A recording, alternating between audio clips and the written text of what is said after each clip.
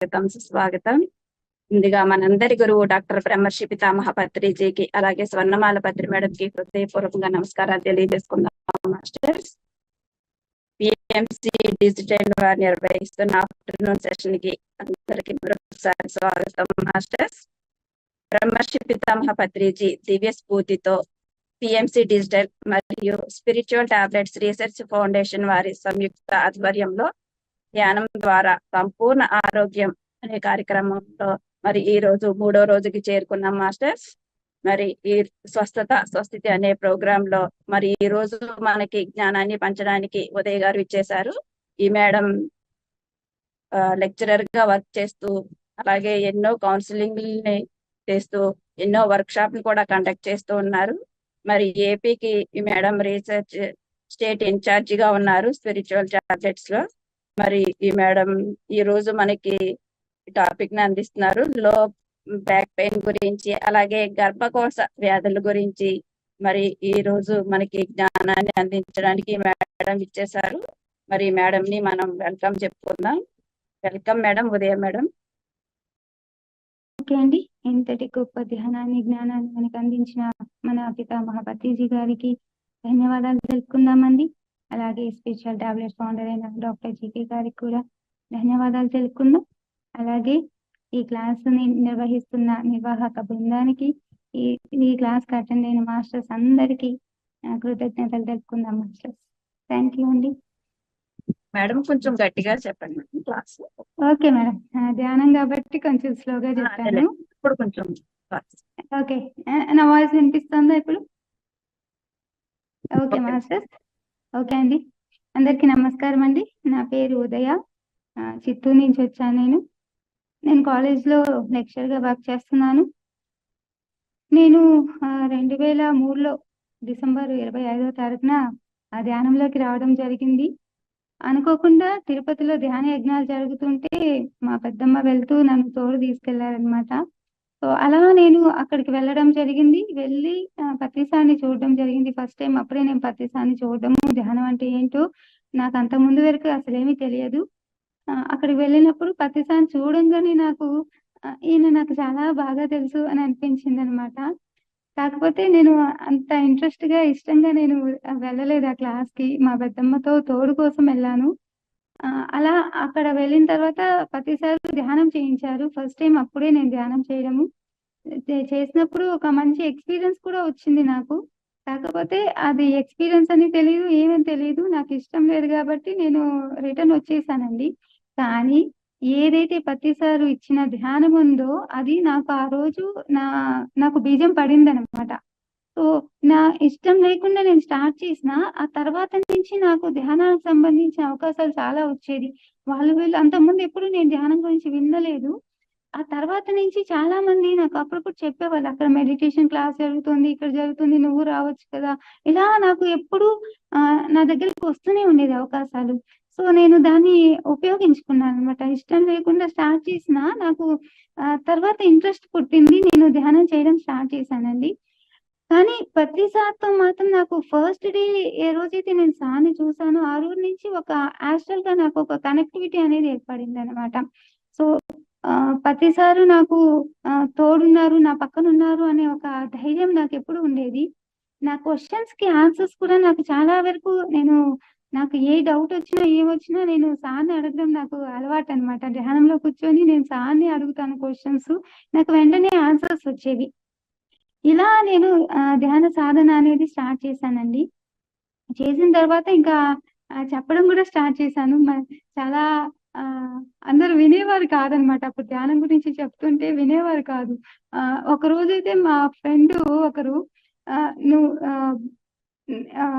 బండి మీద వెళ్తూ పడిపోకుండా, అసలు ఏమి పడిపోకూడదు, అలాగే కూర్చోవాలి, అప్పుడే నేను చెప్పింది నమ్ముతాను అని చెప్తే నేను అసలు ఏం పట్టుకోలేదు, ఏమి చేయలేదు, పడిపోకుండా అలా కూర్చున్నాను అనమాట.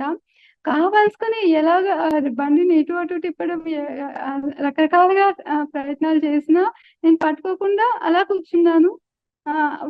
పడలేదు. అప్పుడు తను నమ్మారనమాట, నిజమే నువ్వు చెప్పే దాంట్లో ఏదో ఉంది అనేసి.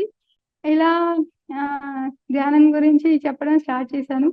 ఇక శాకాహారం అంటే నేను మెడిటేషన్ లోకి రాకముందు నుంచి శాకాహారం అండి. 2000 లోనే నాకు ఎందుకు అనిపించి నాన్ వెజ్ తినకూడదు అనిపించింది. నేను 2000 లోనే మానేశాను అనమాట. తర్వాత నేను ధ్యానంలోకి వచ్చిన తర్వాత మా ఫ్యామిలీ అందరూ కూడా శాకాహారులుగా మారిపోయారు. అందరూ ధ్యానం కూడా చేస్తుంటారు. ఇలా నా జర్నీ అనేది స్పిరిచువల్ గా స్టార్ట్ అయింది. అప్పుడు నేను చాలా పుస్తకాలు చదివానండి. రామ్తా అని, ఆత్మాయనం అనేసి, ఆ ఆ, ఒక యోగి ఆత్మకథ, ఇలాంటి బుక్స్ చాలా. లైబ్రరీ ఉండేది మాకు చిత్తూరులో, మెడిటేషన్ సెంటర్ ఉండేది. సెంటర్ లో లైబ్రరీ ఉంటే లైబ్రరీ నుంచి నేను బుక్స్ తెచ్చుకొని చదివేదాన్ని అనమాట.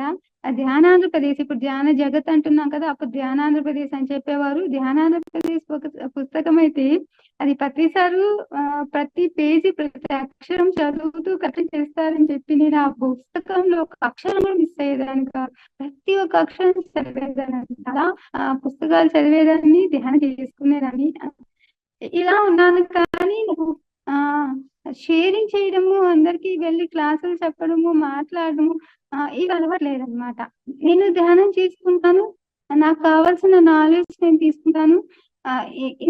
ఇంతవరకే నేను పరిమితం అయిపోయి ఉన్నాను. బయటికి వెళ్ళి క్లాసులు చెప్పడం కానీ, ఎవరికి ఏమి షేర్ చేయడం కానీ అవేమీ నాకు తెలియదు, రాదనమాట. ఎవరైనా క్లాసెస్ చెప్పంటే ఒక బుక్ తీసుకెళ్లి నేను ఆ బుక్ ముందర పెట్టుకుని బుక్ చదివేసేదాన్ని. చెప్పడం నాకు తెలియదు అనమాట.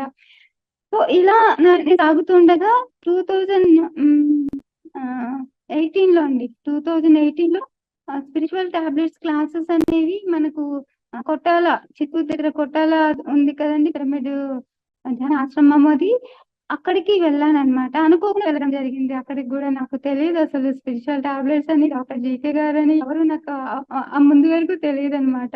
అనుకోకుండా 11 days వర్క్ షాప్ కి అటెండ్ అవ్వడం జరిగింది. 11 days వర్క్ షాప్ జరుగుతుంటే అది మా సమ్మర్ అనమాట. సమ్మర్ హాలిడేస్ కదా, ఇంట్లో ఉండి ఏం చేద్దాం అనేసి వెళ్ళాను. అంటే ఫస్ట్ నాకు అంత ఇంట్రెస్ట్ లేదనమాట. అంటే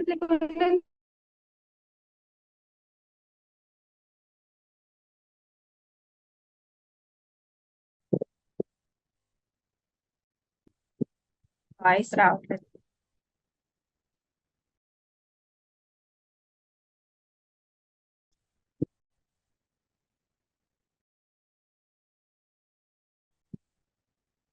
ఏ మేడం?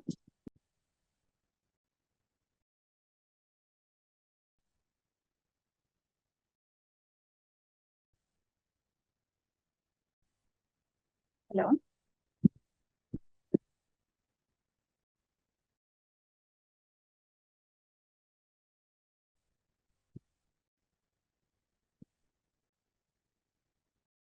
మేడం ఉన్నారు కానీ సిగ్నల్ మిస్ అయినట్టుంది. 2 minutes మెడిటేషన్ చేద్దాం.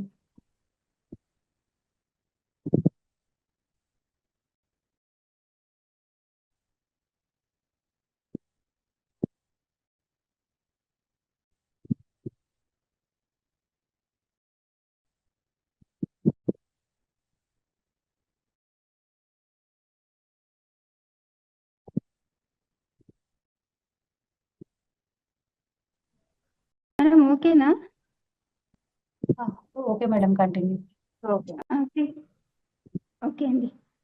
సో జ్ఞానాగ్నిదగ్ధ కర్మాణం అని శ్రీకృష్ణుడు ఏదైతే చెప్పారో, సో ఆ జ్ఞానాన్ని మనం ఎప్పుడైతే తీసుకుంటామో దాని ద్వారా మనకు వచ్చిన అన్ని సమస్యల నుంచి మనం బయటపడవచ్చు అనే విషయం నాకు ఇక్కడ చాలా క్లియర్ గా అర్థమైంది అనమాట. అప్పటి నుంచి నేను ఇంకా పుస్తకాలు చదవడము, మరింత జ్ఞానాన్ని పెంచుకోవడము, ఆ పెంచుకున్న జ్ఞానాన్ని అందరికీ పంచడము, కౌన్సిలింగ్ చేయడము, వర్క్ షాప్స్ కండక్ట్ చేయడము, ఇలా నా నా జర్నీ అనేది నేను ఒక టర్నింగ్ పాయింట్ అని చెప్పొచ్చు. నేను మళ్ళీ స్టార్ట్ చేశాను. బుక్స్ రైటింగ్ కూడా చేస్తుంటాను. నేను బుక్కులు రాయడం కూడా రాస్తుంటాను. ఇప్పుడు నేను డాక్టరేట్ చేశానండి, పిహెచ్డి చేశాను. పిహెచ్డి చేశాను కాబట్టి నాకు రీసెర్చ్ విభాగంలో, స్పిరిచువల్ టాబ్లెట్స్ లో రీసెర్చ్ విభాగంలో నేను వర్క్ చేస్తున్నాను అనమాట. కొన్ని పేపర్స్ అవన్నిటిని పబ్లిష్ చేయడం నెట్ లో, ఇవి మేము చేస్తున్నాను ప్రస్తుతానికి. ఇది నా స్పిరిచువల్ జర్నీ అండి. ఇక మనం ఈరోజు బ్యాక్ పెయిన్ గురించి చెప్పుకుంటున్నామండి.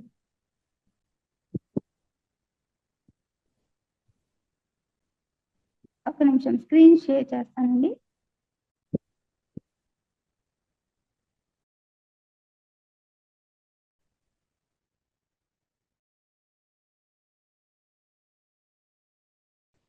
ఓకే, నా స్క్రీన్ కనిపిస్తుందండి. కనిపిస్తుంది మేడం.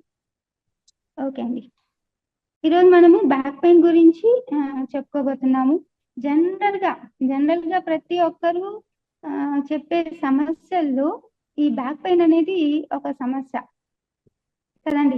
చాలా మంది బ్యాక్ పెయిన్ అనేది చాలా మంది చెప్తున్న ఒక సమస్య అన్నమాట, ప్రధాన సమస్య. దాని నుంచి మనం బయటపడాలి, దాని నుంచి మనం నేర్చుకోవాల్సిన జ్ఞానం ఏదైతే ఉందో అది నేర్చుకోవడం ద్వారా ఈ బ్యాక్ పెయిన్ అన్న సమస్య నుంచి మనం బయటపడవచ్చు. ఆ విషయాలని ఇప్పుడు మనము చర్చించుకుందామండి. బ్యాక్ పెయిన్ అనగానే ఎక్కడ ఉంటుంది? మన ఉంటుంది కదా, వెన్నెముక కింద భాగంలో ఉంటుంది. చాలా రకమైన పరిస్థితి అనేది ఎదురవుతూ ఉంటుంది బ్యాక్ పెయిన్ ద్వారా. సో జనరల్ గా బ్యాక్ పెయిన్ ఎందుకు వస్తుందంటే సరిగ్గా పడుకోవడం కానీ అలా సరిగ్గా పడుకోకపోతే, మనకు భీమా అనేది కరెక్ట్ గా లేకుండా ఎటు పడితే అలా పడుకున్నాం అనుకోని ఒక బ్యాక్ లో పడి అనేది వస్తుందంట.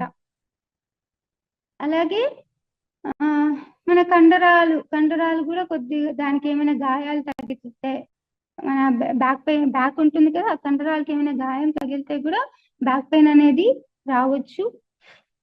ఇక ఏమైనా ఇన్ఫెక్షన్స్ అలాంటివి ఏర్పడినా కూడా ఆ ఇన్ఫెక్షన్స్ వల్ల కూడా బ్యాక్ అనేది మనకు పెయిన్ వస్తుంది. కొన్ని క్యాన్సర్ కారక వ్యాధుల వల్ల కూడా మనకు బ్యాక్ పెయిన్ అనేది వస్తుంటుంది.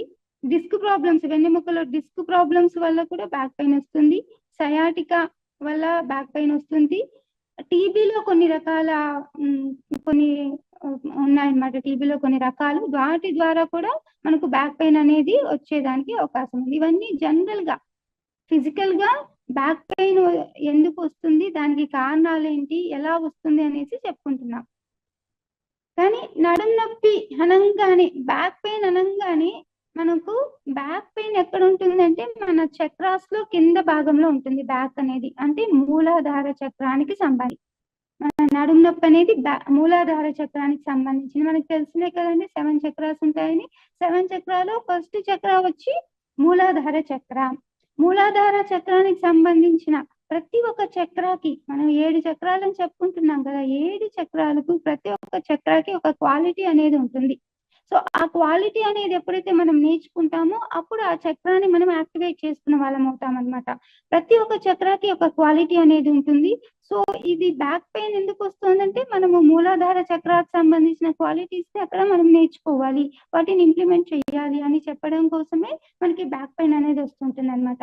జనరల్ గా మూలాధార చక్ర అనగానే మనం నేర్చుకోవాల్సిన క్వాలిటీస్ ఏంటి అంటే స్థిరత్వం అంటే స్టేబుల్ గా ఉండాలి. ఒకటి మనం పట్టుకున్నాం, గట్టిగా పట్టుకున్నాము, దాన్ని సాధించాలనుకున్నాం, స్థిరంగా అక్కడ దానిపైన పట్టు సాధించే వరకు అక్కడ మనం స్థిరంగా నిలబడాలి, గట్టిగా నిలబడాలి.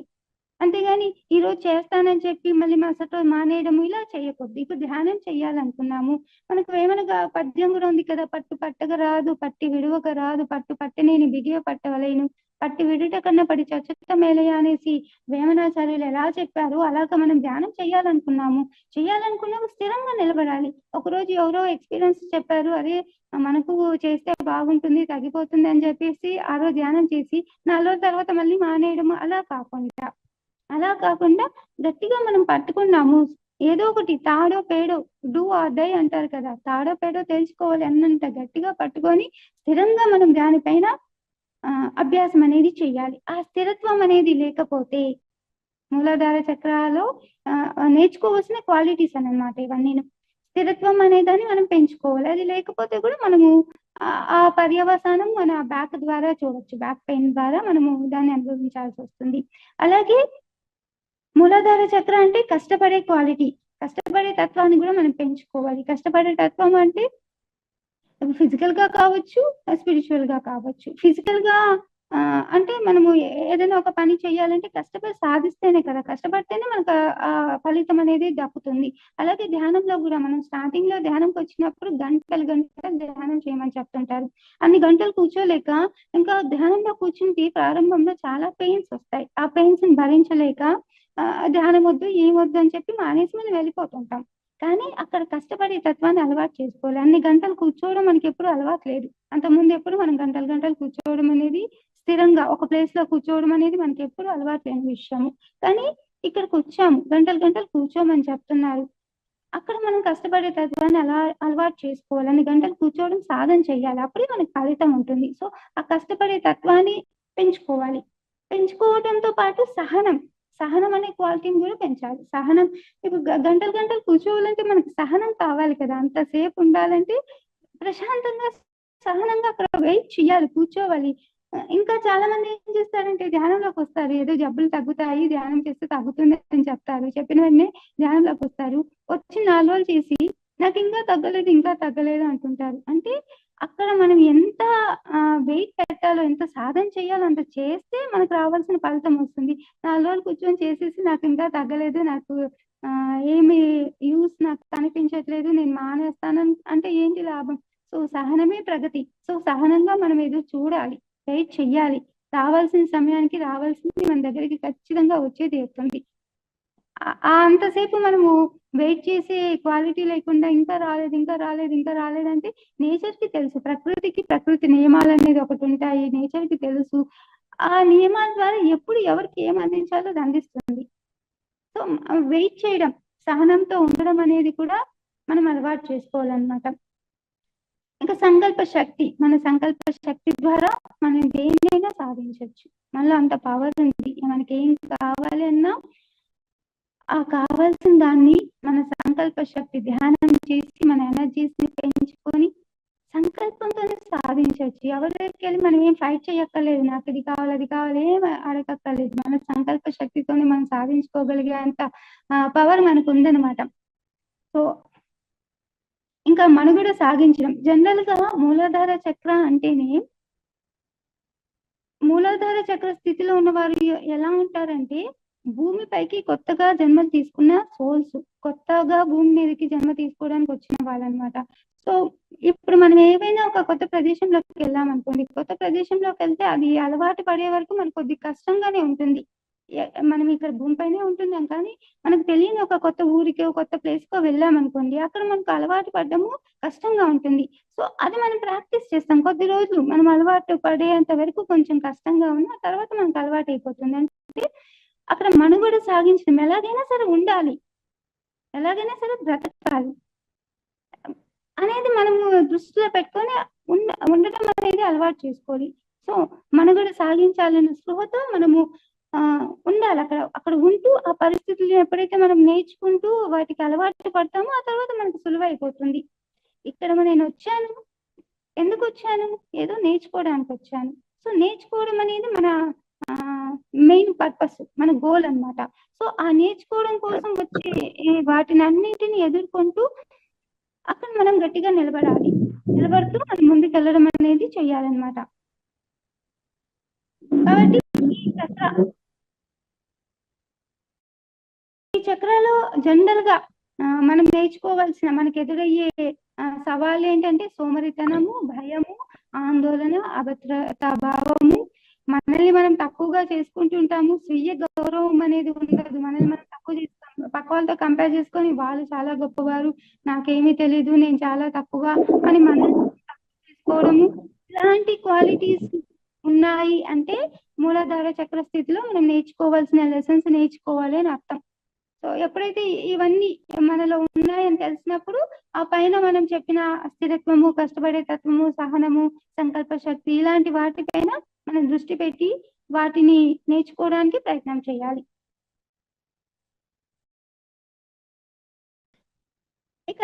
ఇక మన స్పిరిచువల్ టాబ్లెట్స్ లో మనము నడుము నొప్పి అనేసి ఎవరైనా వచ్చారనుకోండి, నడుము నొప్పి అంటేనే వాళ్ళకి ఫస్ట్ మనం అందించే టాబ్లెట్స్ అంటే ఇక్కడ జ్ఞానం. మనం అందించే టాబ్లెట్స్ ఏంటి అంటే ఆ భయం నుంచి బయటపడము, కష్టపడే తత్వాన్ని వాళ్ళకి అలవాటు చేయడం అన్నమాట. So 50% of the back pain అంటే నడుము నొప్పికి 50% నడుము నొప్పి ఎందుకు వస్తుందంటే మనలో ఉన్న భయాల వలన, అలాగే మనలో కష్టపడే తత్వం లేకపోవడం వలనే ఈ నడుము నొప్పి అనే జబ్బు అనేది మనకు వస్తుంది అనమాట. కాబట్టి ఈ రెండింటిపైన మనం వర్కౌట్ చేయాల్సి ఉంటుంది. భయాన్ని పోగొట్టుకోవాలి, అలాగే కష్టపడే తత్వాన్ని అలవాటు చేసుకోవాలి. ఓకే అండి, ఇప్పుడు మనం వాటి గురించి కొంచెం క్లియర్ గా తెలుసుకుందామండి. భయం అంటే ఇక్కడ మన పాస్ట్ గురించి మనం ఒకసారి ఆలోచించాలి. ఈ రోజు మనం భయపడుతున్నామంటే మనకు చిన్నప్పటికి కొన్ని సంఘటనలు, మనకి తెలియకుండా జరిగిన కొన్ని సంఘటనలు ఏవైనా ఉండొచ్చు, అది మన మనసులో అలా పాతుకుపోయి ఉండొచ్చు. వాటి వల్ల కూడా మనం భయాలు అనేది అనుభవిస్తుంటాం అనమాట. చిన్నప్పుడు జనరల్ గా చిన్నప్పుడు ఏం చేస్తుంటారు, అక్కడ దయ్యం ఉంది, అక్కడ భూతం ఉంది, చీకటిలోకి వెళ్తే పట్టుకుంటుంది, మిమ్మల్ని ఏమో చేస్తుంది, ఇలా చెప్తుంటారు కదా. సో అది మనం పెరిగి పెద్ద అయిన తర్వాత కూడా అలాంటి భయాలు మన మనసులో అలాగే నాటుకుపోతాయి అనమాట.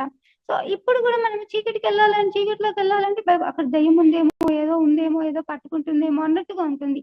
సో మనం చుట్టూ పెరిగిన వాతావరణం కానీ మనకు జరిగిన కొన్ని సంఘటనల ద్వారా ఈ భయం అనేది మనలో ఏర్పడి ఉంటుంది. వాటన్నిటిని మనం తెలుసుకొని, వాటి వెనకాల ఉన్న కారణాన్ని తెలుసుకొని, ఆ అజ్ఞానం ఏదైతే ఉందో ఆ అజ్ఞానం నుంచి మనం బయటపడితే ఆ భయం అనేది మన నుంచి వెళ్ళిపోతుందండి. ఇంకా ఇప్పుడు మనం ఉంటున్నప్పుడు కుటుంబ పరంగా మన ఉద్యోగాల గురించి కానీ, మన చుట్టూ ఉన్న వాతావరణం గురించి కానీ, మన ఫినాన్షియల్ ప్రాబ్లమ్స్ కానీ, మన వ్యక్తిగతంగా కానీ, ఇలా రకరకాల భయాలు అనేవి కూడా ఉంటాయి. గతం గురించి కాకుండా ఇప్పుడు ప్రస్తుతం ఉన్నప్పుడు మన దగ్గర డబ్బులు లేవు, రేపు ఎలా బ్రతకాలో ఏంటి, ఇలాంటివి. లేకపోతే ఈ చుట్టుపక్కల ఉన్న వాతావరణము చాలా భయం కొలిపే వాతావరణం ఉండొచ్చు, మనం ఉన్న పరిస్థితులు, వీటి ద్వారా కూడా మనకు భయాలు అనేవి ఏర్పడుతుంటాయి అన్నమాట. సో ఈ భయాన్ని మనము 4 రకాల భయాలుగా చెప్పుకోవచ్చు అండి. 4 రకాల భయాలు, ఏ భయమైనా సరే ఈ 4 రకాల కోవలోకి వస్తాయి. ఈ 4 రకాల్లో ఏదో ఒక దానికి సంబంధించిన భయమే ఉంటుంది.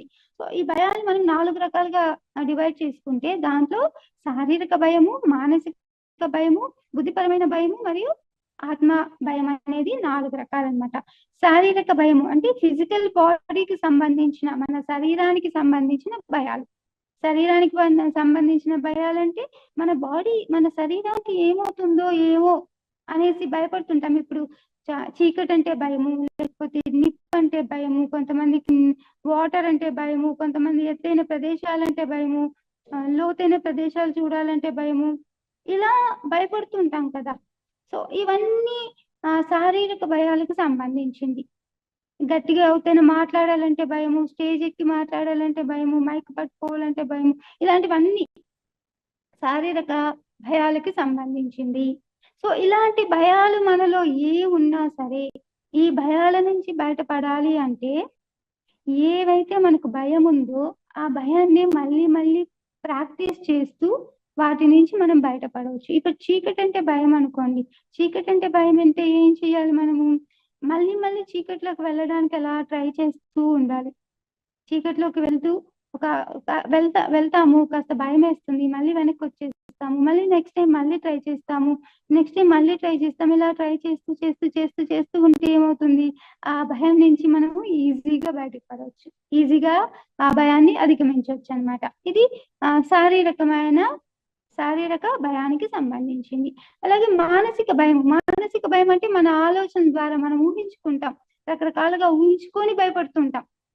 ఇవన్నీ మానసిక భయాలు. ఇప్పుడు ఫర్ ఎగ్జాంపుల్ కి మన ఇంట్లో వాళ్ళు ఎవరైనా బయటకు వెళ్ళారు, రావాల్సిన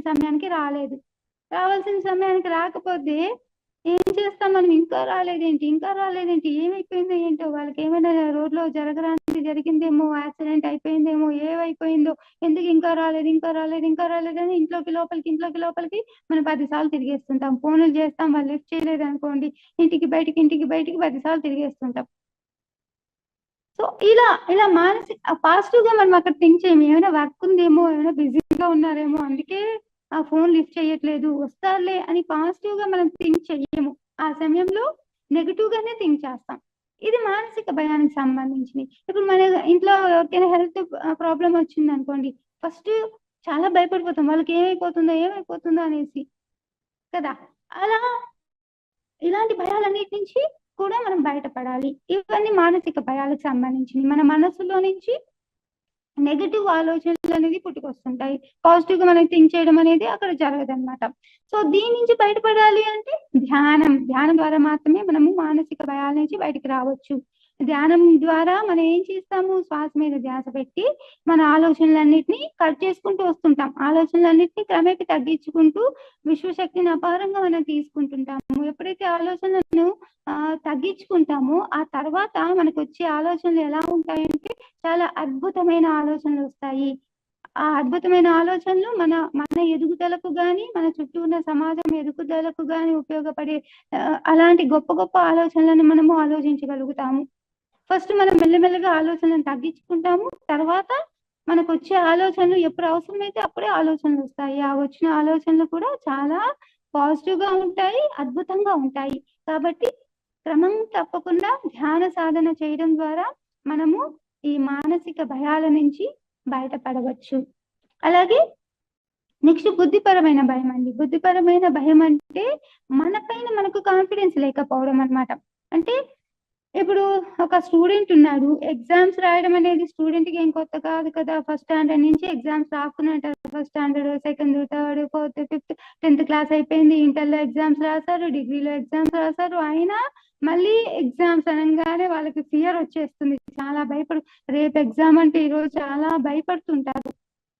అంటే చేసిన పనే మళ్ళీ మళ్ళీ చేస్తున్నా భయం అనేది వదలట్లేదు. ఎందుకు భయం వదలట్లేదు అంటే వాళ్ళపైన వాళ్ళకు నమ్మకం లేకపోవడం, వాళ్ళపైన వాళ్ళకు కాన్ఫిడెన్స్ లేకపోవడం అన్నమాట. సో కాన్ఫిడెన్స్ ఎప్పుడైతే మనకు ఉంటుందో అప్పుడు దేనికి భయపడాల్సిన అవసరం లేదు. ఎగ్జామ్ రాయడానికి వెళ్తున్నాము, ఏ క్వశ్చన్ ఇచ్చినా నేను ఆన్సర్ చేయగలుగుతున్నాను. బుక్ మొత్తం చదివేసాం అనుకోండి, ఏ క్వశ్చన్ ఎలా అడిగినా మనం ఆన్సర్ చేయగలుగుతాం కదా. బుక్ మనం సరిగ్గా చదవకుండా హాఫ్ చదివేస్తే అప్పుడు నేను చదివింది వస్తుందా లేకపోతే చదవంది వస్తుందో అన్న భయం ఉంటుంది. ఒకవేళ నేను చదవని క్వశ్చన్స్ అడిగితే ఎలా రాయాలి ఆ భయం ఉంటుంది. అదే మొత్తం నాలెడ్జ్ మన దగ్గర ఉందనుకోండి, ఎవరు ఏ రకంగా అడిగినా మనం ఆన్సర్ చేయగలుగుతాం. సో మన పైన మనకు నమ్మకం లేకపోవడమే బుద్ధి అంటే జ్ఞానం కదా. మరి ఆ జ్ఞానం పట్ల మనకు నమ్మకం లేకపోవడమే ఈ భయాలకి కారణం అన్నమాట. సో ఈ బుద్ధిపరమైన భయాన్ని దాటాలి అంటే స్వాధ్యాయము, సజ్జన సాంగత్యము. మనం ప్రతిసారి చెప్పారు, ధ్యానము, స్వాధ్యాయము, సజ్జన సాంగత్యం, పుస్తకాలు చదవాలి, సజ్జనులతో సాంగత్యం చేయాలి. ఇవన్నీ ప్రతిరోజు చేయాల్సిన విషయాలని చెప్పారు కదా. సో స్వాధ్యాయము, సజ్జన సాంగత్యం. స్వాధ్యాయం చదివితే పుస్తకాలు, బుక్స్, ఎన్ని బుక్స్ వీలైతే అన్ని బుక్స్ చదవాలి, స్పిరిచువల్ బుక్స్ చదవాలి. మన పైన మనం ఆధారపడే తత్వం లాంటి పుస్తకాలు చదవాలి. అలాంటి బుక్స్ మనం ఎన్ని చదివితే అంత జ్ఞానాన్ని మనము తీసుకోవచ్చు. ఆ బుక్ రాయడానికి ఒక రైటరు వాళ్ళ జీవితకాలం పట్టిండొచ్చు, కానీ మనం ఏం చేస్తున్నాము, ఒక గంటలో ఆ బుక్ చదివేసి ఆ జ్ఞానం అంతా సంపాదించేసుకుంటున్నాం కదా. సో అంత జ్ఞానం మనకి ఎక్కడి నుంచి వస్తుంది, పుస్తకం చదివితే వస్తుంది. కాబట్టి బుక్స్ చదవాలి, టైం ఉన్నప్పుడల్లా బుక్స్ చదువుతూ ఉండాలి. అలాగే సజ్జన సాంగత్యం, సజ్జనులతో సాంగత్యం చెయ్యాలి, సత్యం తెలిసిన జనులతో సాంగత్యం చెయ్యాలి. ఇలా సాంగత్యం చేయడం వల్ల వాళ్ళ ఎక్స్పీరియన్సెస్ మనకు చెప్తారు, మన ఎక్స్పీరియన్సెస్ వాళ్ళకి చెప్పుకుంటాము, అలా పరస్పరం షేర్ చేసుకుంటాము. అప్పుడు మనకు అర్థమవుతుంది, ఓకే ఇలాంటి ఎక్స్పీరియన్సెస్ అన్ని వస్తాయా, ఇవన్నిటి నుంచి మనం నేర్చుకోవచ్చా, ఇవన్నీ నేర్చుకోవచ్చా అనేది మనకు తెలుస్తుంది కదా. జ్ఞానం అనేది మరింత పెరుగుతుంది. జ్ఞానం మరింత పెరగడానికి పుస్తకాలు చదవాలి, సజ్జన సాంగత్యం చేయాలి. ఇవి రెండు ఎప్పుడైతే మనం చేస్తూ మన నాలెడ్జ్ ని ఎప్పుడైతే మనం పెంచుకుంటామో ఆ తర్వాత బుద్ధిపరమైన భయం అనేది ఉండదు. మన దగ్గర కావాల్సినంత జ్ఞానం ఉన్నప్పుడు ఇంకా మనం దేనికి భయపడాల్సిన అవసరం లేదు కదా. సో కాబట్టి పుస్తకాలు అనేది చదవాలి. నెక్స్ట్ ఆత్మ భయం అన్నమాట. ఆత్మ భయం అంటే మన దగ్గర అన్ని ఉంటాయి, ఆరోగ్యం ఉంది, డబ్బులు ఉన్నాయి, అన్ని ఉన్నాయి, ఎలాంటి సమస్య లేదు, ప్రాపంచికంగా ఎలాంటి సమస్యలు లేవు. కానీ ఏవో తెలియని భయం ఉంటుంది, ఏదో తెలియని వెలితి, ఏదో తెలియని భయం. అడుగుతుంటారు ఎవరైనా వచ్చి, ఎందుకు నువ్వు ఎప్పుడు చూసినా అలా ఉంటున్నావు, చాలా డల్గా, ఏదో ఆలోచిస్తూ ఏదో ఉన్నావు అంటే వాళ్ళకి ఆన్సర్ చెప్పడానికి ఏమి లేదు. నాకు ఏమి సమస్య లేదు, ప్రాపంచికంగా కానీ స్పిరిచువల్ గా కానీ నాకు ఎలాంటి సమస్య లేదు, కానీ ఎందుకు నాకు అలా అనిపిస్తుంటుంది, ఏదో తెలియని భయము, దానికి కారణం ఏంటో కూడా నాకు అర్థం కావట్లేదు అనేసి చెప్తుంటారు. అలాంటి భయాల్ని మనం ఆత్మ భయం అంటాం. సో ఇలాంటి తెలియని కారణం ఏమో తెలియకుండా భయపడుతూ ఉంటే వాళ్ళు చేయాల్సింది ఏంటి అంటే ఆధ్యాత్మిక శాస్త్ర సేవ. అంటే మనము నేర్చుకున్నాము, అన్ని పొందుతున్నాము, మనం ఏమైతే నేర్చుకున్నామో ఆ నేర్చుకున్న దాన్ని అందరికీ పంచాలి కదా. మన దగ్గర పెట్టుకుంటే దాచుకుంటే దోచుకోబడుతుంది, పంచితే పెంచబడుతుంది. కాబట్టి మన దగ్గర పెట్టుకుంటే దానివల్ల లాభం లేదు. మన దగ్గర ఏవైతే ఉందో వాటిని అన్నింటినీ అందరికీ పంచాలి. ఆ పంచడం అనేది అక్కడ చెయ్యకపోతేనే మనకు ఏదో తెలియని భయం అనేది ఏర్పడుతుంది, తెలియని గుబులుగా అనిపిస్తుంది. సో మనం వచ్చిందే ఈ భూమి పైన నేర్చుకుంటూ, మనం నేర్చుకున్న దాన్ని అందరికీ నేర్పించడం కోసమే భూమిపైకి వచ్చాము. ప్రతిసారి అంటుంటారు కదా, ఏ నేర్చుకుంటే ఏ నేర్పించేయాలి, బి నేర్చుకుంటే బి నేర్పించేయాలి. అన్ని నేర్చుకుని జెడ్ వరకు నేర్చుకున్న తర్వాత నేర్పుతానంటే అంతవరకు మనం భూమి మీద ఉండాలి కదా. సో మనం ఏం నేర్చుకుంటామో వెంటనే పక్క వాళ్ళకి పంచేయాలి. ఆ పంచడం అనేది కరెక్ట్ గా చెయ్యకపోతేనే ఈ ఆత్మ భయం అనేది వస్తుంది. సో ఈ 4 రకాల భయాలండి. భయాల్లో ఈ 4 మనకు ఎలాంటి భయమైనా ఈ 4గిట్లోనే ఏదో ఒక కోవకు చెందిందై ఉంటుంది. సో మనకున్న భయాలన్నీ మనం లిస్ట్ అవుట్ చేసుకొని దాంట్లో ఏ ఏ భయాల్లో నేను ఉన్నానో తెలుసుకొని దానికి సంబంధించిన జ్ఞానాన్ని తీసుకోవడం ద్వారా ఈ ఆత్మ ఈ భయాల నుంచి మనం ఈజీగా బయటపడవచ్చు. ఇంకా జనరల్ గా కళలో డ్రీమ్స్ వస్తుంటాయి కదండి, డ్రీమ్స్ కూడా మనకు చాలా చెప్తాయి. మనం ఏం చేస్తామంటే మన కళలు వస్తే దాన్ని ఏదో వచ్చిందిలే అని చెప్పి పక్కన పడేస్తూ ఉంటాం. కానీ ప్రతి ఒక్క కళ, మనకు గుర్తున్న ప్రతి కళ కూడా మనకి ఏదో నేర్పించడానికే వస్తాయి, ఊరికే ఏవి మన దగ్గరికి రావు. సో కళల్లో కూడా ఎవరైనా మనల్ని తరుముతున్నట్టు, మనము పరిగెడుతున్నట్లు, కిందకు పడిపోతున్నట్లు ఇలాంటి కళలు వస్తున్నాయి అంటే అక్కడ మనం చేయాల్సింది ఏంటంటే ఇలాంటి భయంకరమైన కళలు ఏ వచ్చినా ఇది కమ్యూనిటీకి సంబంధించింది. అంటే మనము సమాజానికి మనం ఏమైతే చెయ్యాలో అది చెయ్యట్లేదు, అది చేయడం అనేది స్టార్ట్ చేయాలి. ఆధ్యాత్మిక శాస్త్ర సేవ అని చెప్పాం కదా. సో ఆధ్యాత్మిక శాస్త్ర సేవ అనే దాన్ని స్టార్ట్ చేయాలి. అది చేస్తే మనకు ఇవన్నీ తగ్గుతాయి. ఇది భయాలకు సంబంధించిందండి. ఇక ఇన్ని రకాల 4 రకాల భయాలని చెప్పుకున్నాం కదా. స్టార్టింగ్ లో 50% ఈ భయాల నుంచి బయటపడడానికి మనకు 12 టాబ్లెట్స్, నిన్న మొన్న మనం క్లాస్ విన్నాం కదండి, 12 టాబ్లెట్స్ లో చెప్పారు. దాంట్లో ఫస్ట్ 6 టాబ్లెట్స్ ఏవైతే ఉన్నాయో ఆ మొదటి 6 టాబ్లెట్స్ ని ఎప్పుడైతే మనం బాగా నేర్చుకొని వాటిని ఇంప్లిమెంట్ చేస్తామో చాలా వరకు ఆ టాబ్లెట్స్ నుంచి మనకు రిలీఫ్ అనేది వచ్చేస్తుంది.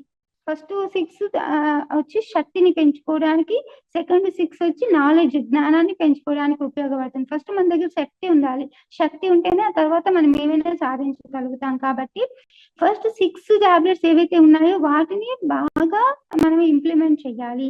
వ్యక్తిగత ధ్యానం చేయాలి, పిరమిడ్ ధ్యానం చేయాలి, సామూహిక ధ్యానము, పౌర్ణమి ధ్యానము, శాకాహారము, మితాహారము, మౌనము, ఈ 6 పైన మనం దృష్టి పెట్టాలి. ప్రతిరోజు ప్రాక్టీస్ చేయాలి. వ్యక్తిగత ధ్యానం ప్రతిరోజు చేయాలి. మనం ఇండివిజువల్ గా కూర్చొని ప్రతిరోజు ధ్యాన సాధన చేయాలి. వీలైనప్పుడల్లా పిరమిడ్ లోకి వెళ్ళాలి, పిరమిడ్ లో కూర్చొని ధ్యానం చేయాలి. సామూహికంగా అందరూ కలిసి ఒక చోట కూర్చొని ధ్యానం చేస్తే ఏమవుతుంది అంటే హీలింగ్ పవర్స్ మరింతగా పెరుగుతాయి. ఈ దీర్ఘకాలిక వ్యాధులు ఉన్న వాళ్ళు సామూహిక ధ్యానం ద్వారా హీలింగ్ పవర్స్ తో వాళ్ళ జబ్బుల్ని వాళ్ళు హీల్ చేసుకోగలుగుతారనమాట. సో సామూహిక ధ్యానంలో పార్టిసిపేట్ చేయాలి. అలాగే పౌర్ణమి రోజుల్లో, పౌర్ణమి ముందు రోజు, పౌర్ణమి రోజు, పౌర్ణమి తర్వాత రోజు కనీసం ఆ 3 రోజులు తక్కువ మితాహారం తీసుకుంటూ ఎక్కువసేపు ధ్యానంలో ఉండడానికి ట్రై చేయాలి. ఎక్కువసేపు ధ్యానం చేస్తే మనం చాలా పౌర్ణమి రోజుల్లో చాలా ఎనర్జీస్ ఉంటాయి, ఆ ఎనర్జీస్ ని తీసుకోవడానికి ఛాన్స్ ఉంటుంది. అలాగే శాకాహారమే తీసుకోవాలి, మాంసాహారం జోలికి వెళ్ళకూడదు, అది మనకందరికి తెలిసిన విషయమే. ఇక ఆ తీసుకునే ఆహారం కూడా ఎలా ఉండాలి అంటే మితాహారంగా ఉండాలి. ఎంత రుచిగా ఉంది కదా అని చెప్పేసి ఎంత పడితే అంత తినేయడం కాదు. మన ఆకలికి తగినట్టుగా మనం ఆహారం అనేది తీసుకోవాలి. వీలైనప్పుడల్లా మౌనం పాటిస్తూ మౌనంగా ఉంటూ అవసరమైతేనే మన ఎనర్జీస్ ని ఎక్కడ అనవసరంగా మన ఎనర్జీస్ ని ఖర్చు పెట్టకూడదు, ఎక్కడ అనవసరంగా వేస్ట్ చేయకుండా ఉండాలి. ఈ ఈ 6 రకాలుగా మనము శక్తిని తీసుకోవచ్చు. ఆ తీసుకున్న శక్తిని అవసరమైన చోట మాత్రమే ఉపయోగించుకుంటూ అనవసరమైన చోట్ల వాటిని వేస్ట్ చేయకుండా ఆ శక్తిని మనం కాపాడుకోవాలి. ఇలా 50% మనము ఈ 12 టాబ్లెట్స్ లో ఫస్ట్ 6 టాబ్లెట్స్ ద్వారానే మనలో ఉన్న ఈ ఫియర్స్ కానీ వాటన్నిటి నుంచి బయటకు వెళ్ళొచ్చు. మిగిలిన 40% వచ్చి మనము స్వాధ్యాయము ద్వారా, సజ్జన సాంగత్యం ద్వారా బయటపడడానికి ఛాన్సెస్ ఉంటాయి. కాబట్టి బుక్స్ వీలైనప్పుడల్లా మంచి మంచి పుస్తకాలు చాలా ఉన్నాయి. ప్రతిసారి కొన్ని లక్షల పుస్తకాలు చదివానని చెప్తుంటారు. మరి మనము ఆయనలో అట్లీస్ట్ 10%, 1% కూడా మనం చదవలేదు అసలు చెప్పాలంటే. సో 1% అయినా చదవడానికి మనం ప్రయత్నం చేద్దాం. ఓకే మాస్టర్స్, అది భయం గురించి. నెక్స్ట్ మనం కష్టపడే తత్వాన్ని కూడా పెంచుకోవాలని చెప్పాం కదండి. చీమల్ని మనం కష్టపడే తత్వానికి ఎగ్జాంపుల్ గా చెప్పుకుంటాం. అంటే చీమలు చూడండి ఎప్పుడు కానీ కష్టపడుతూనే ఉంటుంది. మనం చీమలు గమనిస్తుంటాం కదా, ఎప్పుడు అటు ఇటు తిరుగుతూ బిజీగానే ఉంటాయి చీమలు.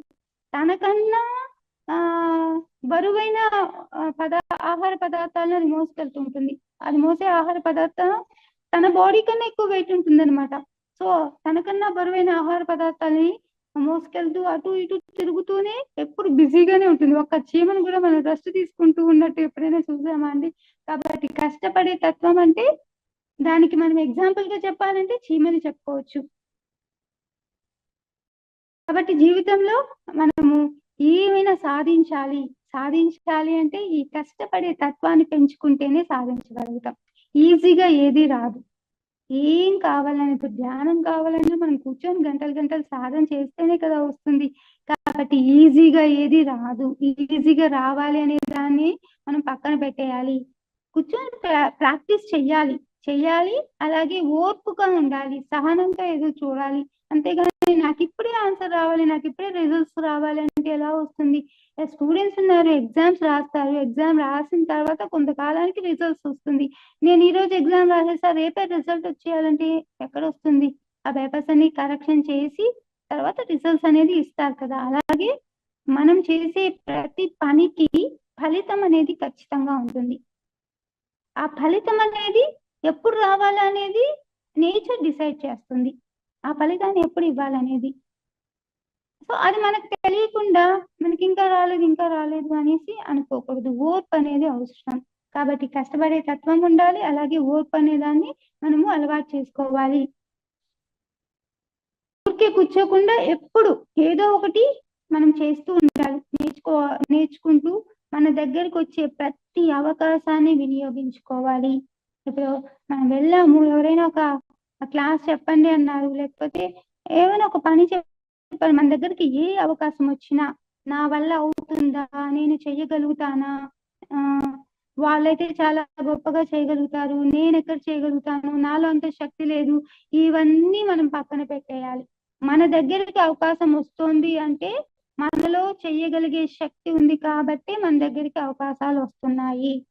మనలో చేయగలిగే శక్తి లేకపోతే మన దగ్గరికి వచ్చేదే కాదు. ఎంతో మంది ఉన్నారు కదా, అందరి దగ్గరికి వెళ్ళొచ్చు కదా, మన దగ్గరికి ఎందుకు వస్తుంది ఈ అవకాశము? ఇప్పుడు క్లాస్ చెప్పాలనేసి మనల్ని ఎందుకు అడిగారు? ఎంతో మంది ఉన్నారు కదా, వాళ్ళని అడగొచ్చు కదా.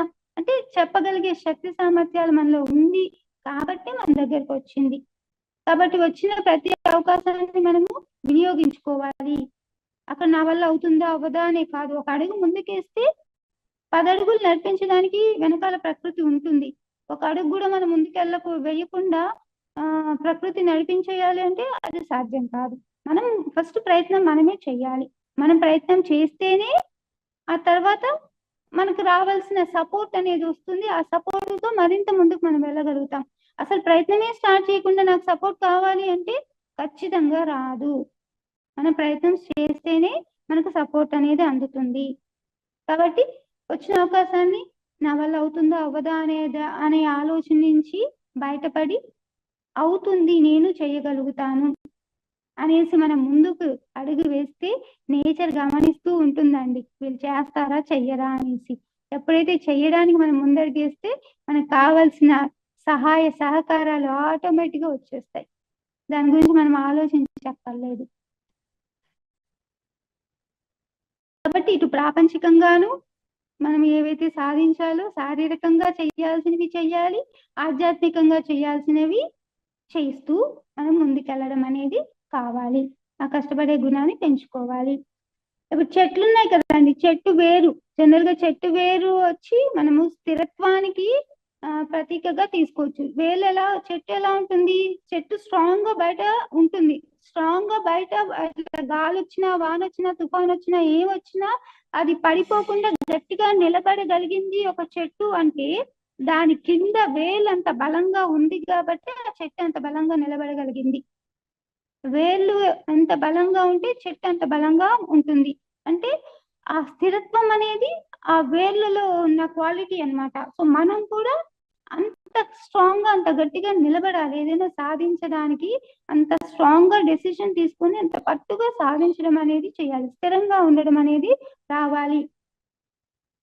ఈ స్థిరంగా ఇప్పుడు ధ్యానం చేయాలి, గంటలు గంటలు ధ్యానం చేయడంలో స్థిరత్వాన్ని సాధించాలి. పుస్తకాలు చదవాలన్నాము, ఆ చదవడంలో స్థిరత్వాన్ని సాధించాలి.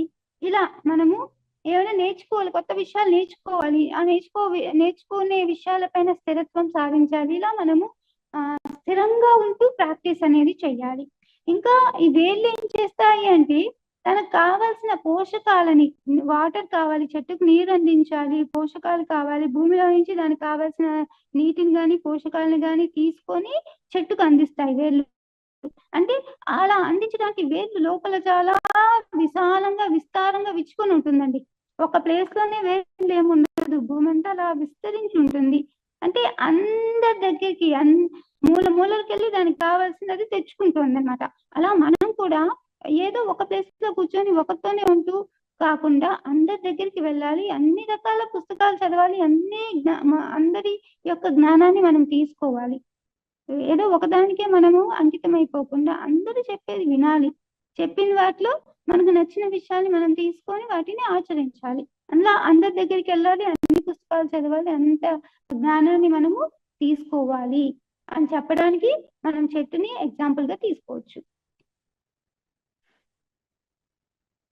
ఇక బెడ్ రిడన్ పేషెంట్స్ ఉంటారు కదండి, అసలు కూర్చొని ధ్యానం చేయలేని పరిస్థితిలో ఉంటారు. సో అలా బెడ్ రిడన్ పేషెంట్స్, తీవ్రమైన జబ్బుతో బాధపడుతున్న వాళ్ళు జనరల్ గా ఆశ్రమ ధర్మం పాటించాలి. ఆశ్రమ ధర్మం అంటే ఎక్కడైనా ఒక పిరమిడ్ ఆశ్రమాలు ఉంటాయి కదా, మెడిటేషన్ సెంటర్స్ ఉంటాయి కదా, అక్కడికి వెళ్ళి అక్కడ ఉంటూ అక్కడ ధ్యానం చేసుకుంటూ మనం ఆ ఆశ్రమంలో ఉంటూ ఆ ధ్యానము ఆ ఎనర్జీ తీసుకుంటూ మనం ముందుకెళ్ళాలి అనమాట. సో ఆశ్రమ ధర్మం అనేది పాటించాలి. అలాగే కూర్చొని ధ్యానం చేయలేకపోతే కనీసం పడుకోనైనా మనం ధ్యానం అనేది చేసుకోవాలి. అలా పడుకొని కొద్ది రోజులు ధ్యానం చేసామనుకోండి, ఆటోమేటిక్ గా కొంతకాలానికి మనకు కావాల్సినంత ఎనర్జీ వస్తుంది. ఆ తర్వాత కూర్చొని చక్కగా మనం ధ్యానం చేసుకోగలుగుతాము. ఇంకా 10 ఎనర్జీ సపోర్ట్ అనేది ఒకటి ఉందండి. బెడ్ రిడన్ పేషెంట్స్ కి 10 ఎనర్జీ సపోర్ట్ అనేది ఒకటి ఉంది. ఆ 10 ఎనర్జీ సపోర్ట్ ని కూడా ఫాలో అవ్వాలి. ఆ 10 ఎనర్జీ సపోర్ట్ అనేది నేను చెప్తాను తర్వాత. ఇక మనకు ఇన్స్పిరేషన్, కష్టపడే తత్వానికి ఇన్స్పిరేషన్ ఏంటి అంటే మిలారప్ప స్టోరీ ఎంతమంది చదివారో నాకు తెలియదండి. మిలారప్ప గాని జనార్దన్ లివింగ్స్టన్ సీగల్, ఈ 2 పుస్తకాలు కష్టపడే తత్వానికి ఎగ్జాంపుల్స్. మిలారప్ప బుక్ లో మిలారప్ప తన ధ్యాన సాధనకు ఆహారం లేకుండా, నీళ్లు లేకుండా, తిండి లేకుండా, కొండల్లో గుట్టల్లో కట్టుకోవడానికి బట్టలు లేకుండా, అసలు ఉండడానికి ప్లేసే లేకుండా చాలా కష్టపడినా కూడా తన సాధన ఏదైతే చెయ్యాలో ఆ సాధనని అలా ఆయన కంటిన్యూ చేశారు కదా. సో ఆయన ఎంత కష్టపడి తనకు కావాల్సిన జ్ఞానాన్ని ఒక జన్మలోనే ఒక మాంత్రికుడిగా ఉన్న అతను ఒక గొప్ప యోగిగా అయ్యాడు ఒక్క జన్మలోనే. సో మాంత్రికుడి స్థాయి నుంచి ఒక యోగి స్థాయికి చేరుకోవాలంటే ఎంత సాధన అవసరం, ఆయన ఎంత సాధన చేసింటారు. సో మనం కూడా కనీసం కొద్దిగైనా మనం సాధన చేయడం అనేది చేయాలి. లివింగ్స్టన్ సీగల్ కూడా ఆ గ్రద్ద పైకి ఎగరాలి, ఎగరడం కోసం అది ఎంత ప్రాక్టీస్ చేసి ఆ ఎగరడం అనేది సాధించింది. అసలు ఆ జాతి పక్షులు ఎగరడం అనేది చేయవు, కొంతవరకే ఎగురుతాయి. కానీ ఇది అందరికి భిన్నంగా ఎగరడం అనేది ప్రాక్టీస్ చేసి సాధించింది. సాధించడమే కాకుండా అందరికీ తను నేర్చుకున్న విషయాలు అందరికీ పంచింది. సో మనం కూడా అలా కష్టపడే తత్వాన్ని పెంచుకోవాలి. వీటన్నిటిని మనము ఇన్స్పిరేషన్ గా తీసుకోవాలన్నమాట. ఇన్స్పిరేషన్ గా తీసుకొని మన సాధన అనేది అలా స్టార్ట్ చేయాలి. దాంతోపాటు ట్రాఫిక్ సిగ్నల్స్ నిజమైన మంచి కష్టాలు అనేసి చెప్తారండి. నెక్స్ట్ క్లాసెస్ లో మీకు వీటన్నిటి గురించి కూడా ఎక్స్ప్లెయిన్ చేయడం జరుగుతుంది. వాటిని కూడా పాటిస్తే ఈ బ్యాక్ పెయిన్ ఏదైతే మనం చెప్పుకున్నామో ఆ బ్యాక్ పెయిన్ నుంచి ఈజీగా బయటకు రావచ్చండి. చాలా ఎగ్జాంపుల్స్ కూడా ఉన్నాయి. ఎంతో మంది బ్యాక్ పెయిన్ తో వచ్చిన వాళ్ళు వీటన్నిటిని పాటించి బయటపడ్డ వాళ్ళు చాలా మంది ఉన్నారండి. నెల్లూరులో ఒక మేడం ఉన్నారు. ఆ మేడం కి అసలు ధ్యానం అంటే తెలియదు. 11 days వర్క్ షాప్ అటెండ్ అయ్యారు. చాలా బ్యాక్ పెయిన్ అసలు కూర్చోలేని పరిస్థితిలో ఉన్నారనమాట. కూర్చోవడం కూడా అసలు వీళ్ళు కానంత పెయిన్ తో ఆవిడ బాధపడుతున్నారు.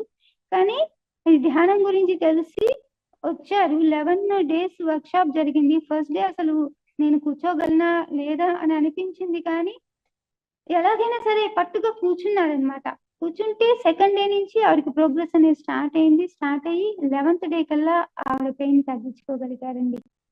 ఆవిడ నేర్చుకోవాల్సిన నాలెడ్జ్ అంతా తీసుకొని 11th day కల్లా ఆవిడ పెయిన్ అనేది తగ్గిపోయింది అనమాట. సో ఇలా ఉంటాయి ఎక్స్పీరియన్సెస్. మనం నమ్మాలి ఫస్ట్. అవుతుందా అవ్వదా అనేది పక్కన పెట్టేసి ఎప్పుడైతే మనం నమ్మకంతో చేస్తామో ఏదైనా అవుతుంది.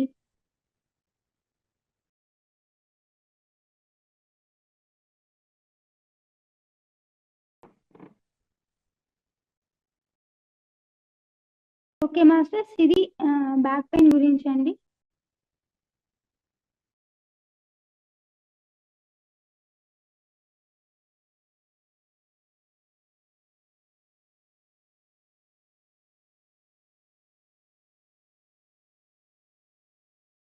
గర్భాశయ సమస్యల గురించి చెప్పుకుందామండి నెక్స్ట్ టాపిక్. దానికన్నా ముందు ట్రాఫిక్ సిగ్నల్స్ అనేది ఒకటి ఉంది మనకు. ట్రాఫిక్ సిగ్నల్స్ చెప్తారండి. నెక్స్ట్ మీకు క్లాసెస్ ఉన్నాయి, దాంట్లో ట్రాఫిక్ సిగ్నల్స్ గురించి క్లియర్ గా ఎక్స్ప్లెయిన్ చేస్తారు. కాకపోతే ఇప్పుడు జస్ట్ నేను ఒక పాయింట్స్ మాత్రం చెప్పి వదిలేస్తానండి. ట్రాఫిక్ సిగ్నల్స్ అంటే ఇప్పుడు రోడ్ పైన మనం వెళ్ళాలి అంటే మనకు ట్రాఫిక్ సిగ్నల్స్ అనేవి ఉంటాయి. అంటే మనం కరెక్ట్ గా జర్నీ చెయ్యాలి అంటే ఆ సిగ్నల్స్ ని ఇప్పుడు ఉన్న సిగ్నల్స్ ని మనం పాటిస్తూ ముందుకెళ్తే సేఫ్ గా మనం జర్నీ చేయగలుగుతాము. సో మన జర్నీ అనేది సేఫ్ గా సాఫీగా సాగిపోవడం కోసమే ఆ ట్రాఫిక్ సిగ్నల్స్ అనేవి రోడ్ పైన ఉంటాయి. అలాగే మన జీవితం కూడా సాఫీగా సేఫ్ గా అలా సాగిపోవాలి అంటే కొన్ని నియమాలు మనం పెట్టుకోవాలి. ఆ నియమాలను మనం పాటించాలి.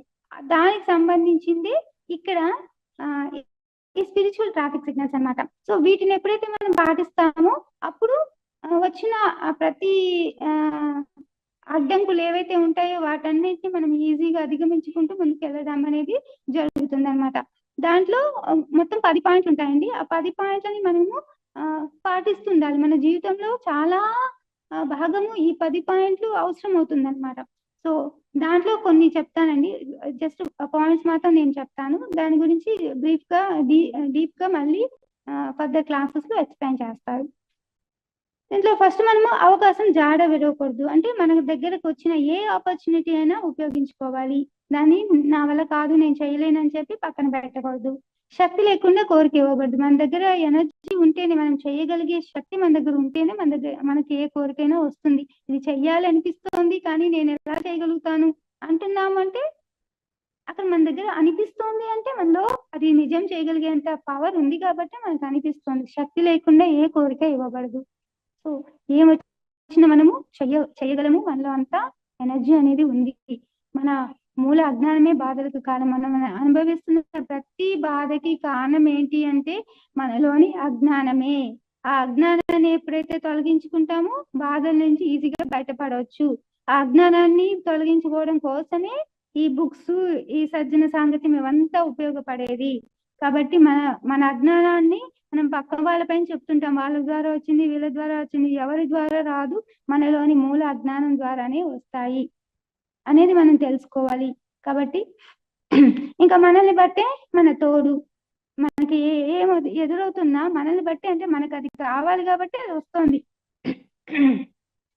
లైక్ అట్రాక్ట్స్ లైక్ అంటాం కదా, మనలాంటి వాళ్ళే మనకు పరిచయం అవుతారు, మనలాంటి వాళ్ళతోనే మనం స్నేహం చేస్తాం. సో మనల్ని బట్టి మన తోడు ఉంటుంది. సో పక్కన వాళ్ళని చూసి వాళ్ళు ఇలా ఉన్నారు అలా ఉన్నారంటే మనలో కూడా అలాంటివి ఏమైనా ఉన్నాయా లేవా అనేది మనం చెక్ చేసుకోవాలి. దేవుని రాజ్యం తొలుత గమనించండి. దేవుని రాజ్యం ఎక్కడో లేదు, మన లోపలే ఉంది. భగవంతుడు ఎక్కడ ఉన్నారు? మనలోనే ఉన్నారు. సో దాన్ని గమనించాలని చెప్తున్నారు. ముందు ఇతరులకు చెయ్యి. మనకి ఏం కావాలనుకుంటామో అది ఫస్ట్ మనము ఇతరులకు ఇవ్వాలి. మనకి ఏం కావాలన్నా ఫస్ట్ పంచాలి, పంచితేనే పెంచబడుతుంది. కాబట్టి పంచడం అనేది అలవాటు చేసుకోవాలి. ఆత్మపరంగా మనం కోరి సాధించాలి.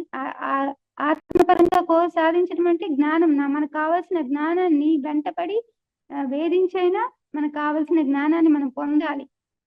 అంతేగాని సైలెంట్ కూర్చొని ఉంటే మన దగ్గరికి వచ్చి ఎవరు ఏమీ చెప్పరు. మనమే వెళ్ళాలి, వాళ్ళ దగ్గరికి వెళ్ళి నేర్చుకోవాలి. మన వాస్తవానికి మనమే సృష్టికర్తలు. మనం ఏవైతే ఇప్పుడు ఎదుర్కొంటున్నామో ఆ పరిస్థితులకి కారణం ఎవరు అంటే మనమే క్రియేట్ చేసుకున్నాం. ఎందుకు క్రియేట్ చేసుకున్నాము అంటే వాటి నుంచి నేర్చుకుంటాం కాబట్టి, నేర్చుకోవడానికి అవి అవకాశాలు కాబట్టి. ఆ నేర్చుకోవడం కోసం మనమే క్రియేట్ చేసుకున్న పరిస్థితులే ఇప్పుడు మనం అనుభవిస్తున్నది. కాబట్టి మన వాస్తవానికి మనమే సృష్టికర్తలము. అసాధ్యమైనది ఏదీ లేదు. దేన్నైనా మనం సాధించవచ్చు. అంత శక్తి మనందరిలోనూ ఉంది. వీటిని మనము గుర్తించుకొని వీటిని ఎప్పుడైతే ప్రాక్టీస్ చేస్తామో అప్పుడు మనకు ఇంకా ఏ సమస్య అయినా ఈజీగానే మనం బయటపడవచ్చండి. ఇక 10 ఎనర్జీ సపోర్ట్స్ అనేవి కూడా కొన్ని ఉన్నాయి. బెడ్ రిడన్ పేషెంట్స్ జనరల్ గా ఇది పాటించాలి. ఎక్కువ బ్యాక్ పెయిన్ ఉండి అసలు కూర్చోలేని పరిస్థితిలో ఉన్న వాళ్ళు చేయాల్సినవి 10 ఎనర్జీ సపోర్ట్స్ అన్నమాట. ఇది కూడా నేను బ్రీఫ్ గా పాయింట్స్ మాత్రమే చెప్పేస్తాను. సంగీతం ఎప్పుడు వింటూ ఉండాలి. ఇంట్లో ఎప్పుడు సంగీతము ప్లే చేస్తూ ఉండాలి, ప్లే అవుతూ ఉండాలి. అప్పుడు ఇల్లంతా చాలా ఎనర్జెటిక్ గా మారుతుంది. మళ్ళీ పచ్చని మొక్కలు, ఇల్లంతా పచ్చని మొక్కలతో మనము నింపుకోవాలి. లోపల కూడా ఇండోర్ ప్లాంట్స్ పెట్టుకోవచ్చు. మనం ఉంటున్న గదుల్లో కూడా ఇండోర్ ప్లాంట్స్ పెట్టుకున్నామంటే అవన్నీ మనకు హీలింగ్ పవర్ అన్నమాట, హీల్ చేయగలుగుతాయి. కాబట్టి పచ్చని మొక్కల్ని నాటుకోవాలి. పిరమిడ్ ఎనర్జీ మనందరికి తెలిసిందే కదండి. సో పిరమిడ్ ఎనర్జీని బాగా ఉపయోగించుకోవాలి. పిరమిడ్స్, ఇల్లంతా పిరమిడ్లతో నింపుకోవచ్చు. దాని ద్వారా మనకి ఎప్పుడు ఎనర్జీ అనేది వస్తుంటుంది. ఇంకా మంచి వైబ్రేషన్ కలిగించే కలర్స్ కూడా హీలింగ్ పవర్స్ ఉంటాయండి. అందుకే హాస్పిటల్లో గ్రీన్ కలర్ పెడుతుంటారు. గ్రీన్ కలర్ వచ్చి హెల్త్ కి సంబంధించింది అనమాట. సో మంచి మంచి కలర్స్ తో మనము కర్టన్స్ కానీ, డోర్ కర్టన్స్, బెడ్ కవర్స్ ఇవన్నీ మంచి మంచి కలర్స్ తో నింపుకోవాలి. ఇంకా అక్కడక్కడ నాలెడ్జ్ కి సంబంధించిన మంచి మంచి కొటేషన్స్ ఉంటాయి కదండి. కొటేషన్స్ అన్నిటిని గోడలకు అక్కడక్కడ పేస్ట్ చేసేయాలన్నమాట. పేస్ట్ చేసామనుకోండి, మనం తిరుగుతూ ఉంటాము. తిరుగుతూ ఆ కొటేషన్స్ చదువుతూ ఉంటాము. చదవడం వల్ల వాటిని ఈజీగా మనం ఇంప్లిమెంట్ చేయగలుగుతాం, మర్చిపోం.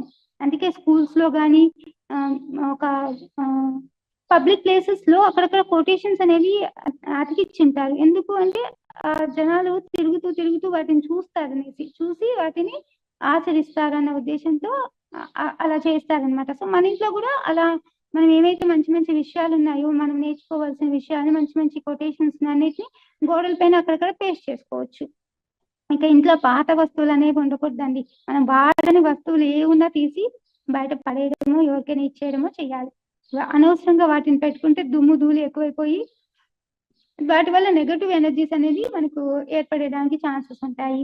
ఇంకా సామూహిక ధ్యానం చేస్తూ ఉండాలి, శాకాహారం పాటిస్తూ ఉండాలి, మంచి మంచి స్పీచెస్ వింటూ ఉండాలి. వీలైనప్పుడల్లా మనం ఉంటున్న వాతావరణం అంతా సానుకూలంగా ఉండాలి. గొడవలు అలాంటివి ఏం లేకుండా ప్రశాంతంగా ఉండేలా చూసుకోవాలి. ఇవి శక్తిని పెంచే సాధనలు అన్నమాట. వీటిని మనం ప్రాక్టీస్ చేయాలి.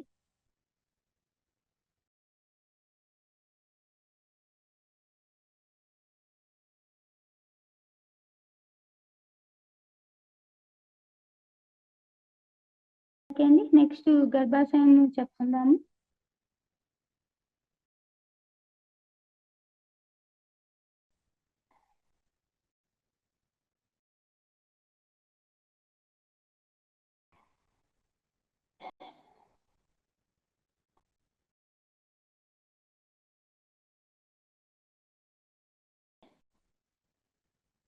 నా స్క్రీన్ కనిపించట్లేదు కదండి, లేదు మేడం. అది ఏమో కట్ అయినట్టుంది.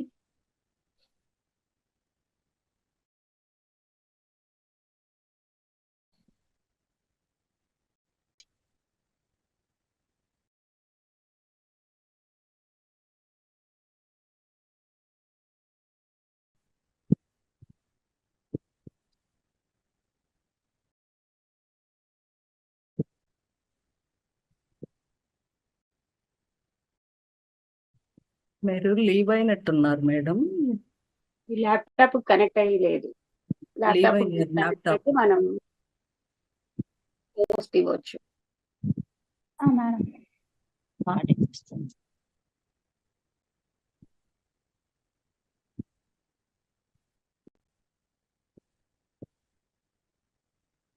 కనెక్ట్ చేస్తున్నాం మేడం.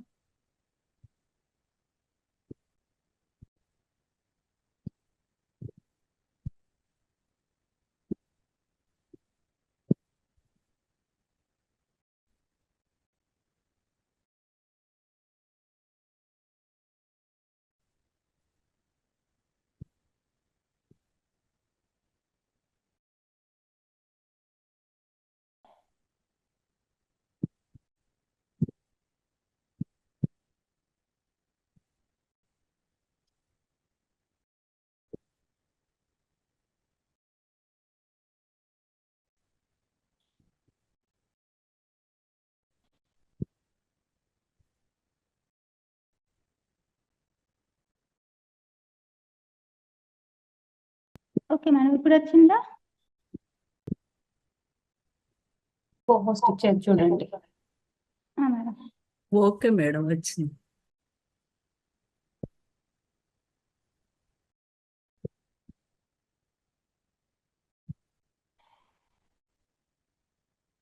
ఓకే అండి. Yes madam.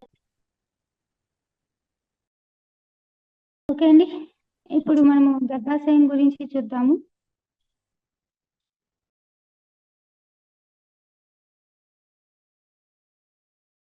ఏ సమస్యకైనా పరిష్కారం వచ్చి మనకు ఆధ్యాత్మికంగా ఉంటుంది. భౌతికమైన ప్రతి సమస్యని మనము ఆధ్యాత్మికంగా పరిష్కరించుకోవచ్చు. ఆధ్యాత్మిక జ్ఞానాన్ని పెంచుకోవడం ద్వారా ఆ సమస్య నుంచి మనం బయటపడవచ్చు. ఇప్పుడు మన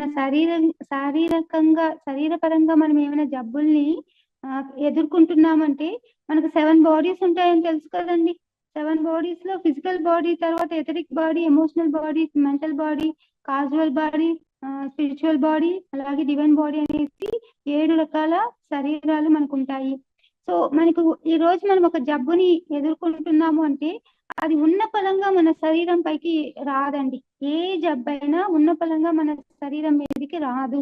మన ఈ 7 బాడీస్ లో అది క్రియేట్ అయ్యి మెల్లిమెల్లిగా మనకి ఎన్నో అనుభవాలు వస్తుంటాయి. అప్పటికే మనకు చెప్తుంటుంది నేచర్ నుంచి ఎన్నో ఇండికేషన్స్ వస్తుంటాయి. వాటిని ఏమి మనం పట్టించుకోకుండా, నాలెడ్జ్ తీసుకోకుండా అలా పక్కన పెట్టేస్తూ ఉంటే ఈ 7 బాడీస్ లో క్రియేట్ అయిన ఈ జబ్బు తాలూకు గుర్తులు ఏవైతే ఉన్నాయో అవి మెల్లమెల్లగా మన శరీరం మీదకి వస్తుంది. అనారోగ్యం పేరుతో మన శరీరం మీదకి రావడం జరుగుతుంది తప్ప డైరెక్ట్ గా మన ఫిజికల్ బాడీకి ఏ జబ్బు ఏది కానీ డైరెక్ట్ గా ఉన్న పలంగా రాదు. మనం ముందే కనుక గుర్తించగలిగితే, దానికి కావాల్సిన జ్ఞానాన్ని తీసుకోగలిగితే మనము శరీరం పైకి రాకుండానే మనం నివారించుకోగలవచ్చు. శరీరం పైకి రాకుండానే ముందే మనము కావాల్సిన ప్రొటెక్షన్ అనేది మనం తీసుకోవచ్చు అన్నమాట. కాబట్టి ఇక్కడ జనరల్ గా మనకు కావాల్సింది శక్తి కావాలి, ఎరుకతో ఉండాలి, నాలెడ్జ్ అనేది సంపాదించుకోవాలి.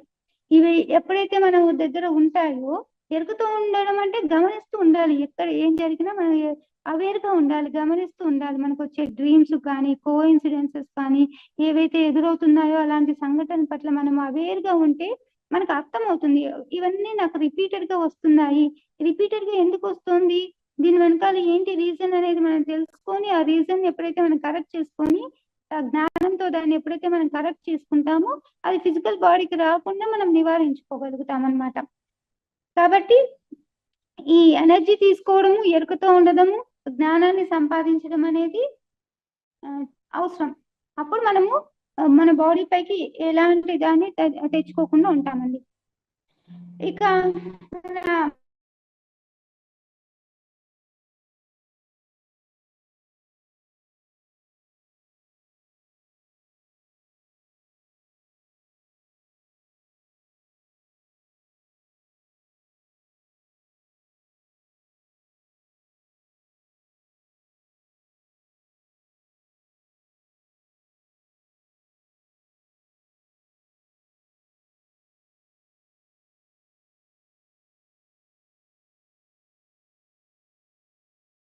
మేడం వాయిస్ రావట్లేదు. Net problem.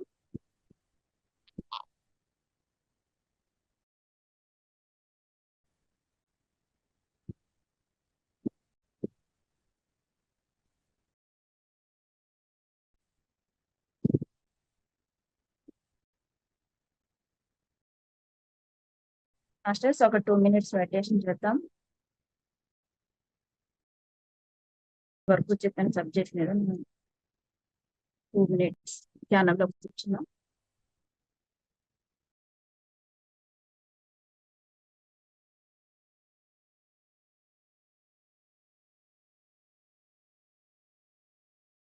minute.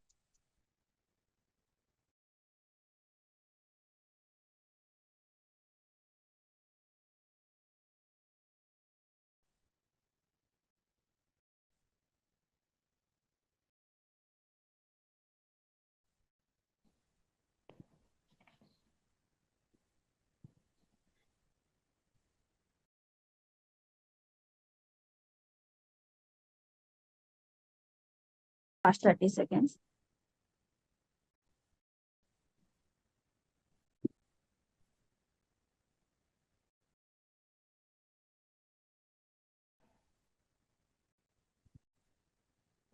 ఓకే అండి.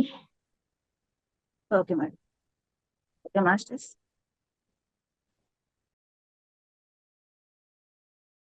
కంటిన్యూ చేయండి. ఓకే అండి. ఇలా భూమి మీదకి సోల్ రావాలి అంటే ఎలా రాగలుగుతుందంటే ఆ గర్భాన్ని ఉపయోగించుకొని ఆ గర్భం ద్వారా భూమి మీదకి రావడం అనేది జరుగుతుంది. కాబట్టి అది చాలా ఇంపార్టెంట్ అన్నమాట. గర్భాశయం అనేది ప్రతి ఒక్కరికి గర్భాశయం అనేది స్త్రీలకి ఇంపార్టెంట్, చాలా అవసరమైనది గర్భాశయం. ఇక్కడ స్త్రీలకనే కాదు పురుషులకి కూడా గర్భాశయం అంటే మన పిరమిడ్ సెంటర్స్ అనొచ్చు. పిరమిడ్ సెంటర్స్ ని అభివృద్ధి చెందడం అన్నమాట, అభివృద్ధి చేయించడం అనేది అక్కడ అవసరం అన్నమాట. జనరల్ గా ఈ గర్భాశయంలో ఏం జరుగుతుంది, ఒక పిండం అనేది క్రియేట్ అవుతుంది.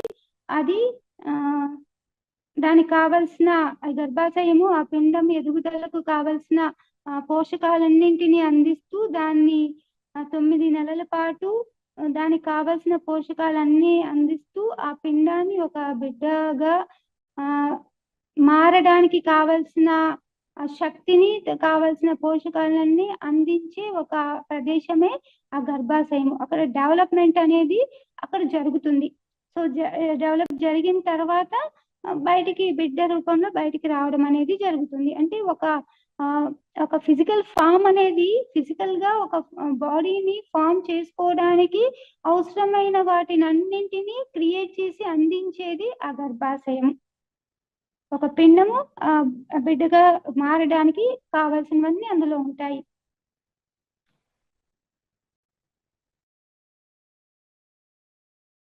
ఇలా మనం గర్భాశయాన్ని తీసుకుంటాం.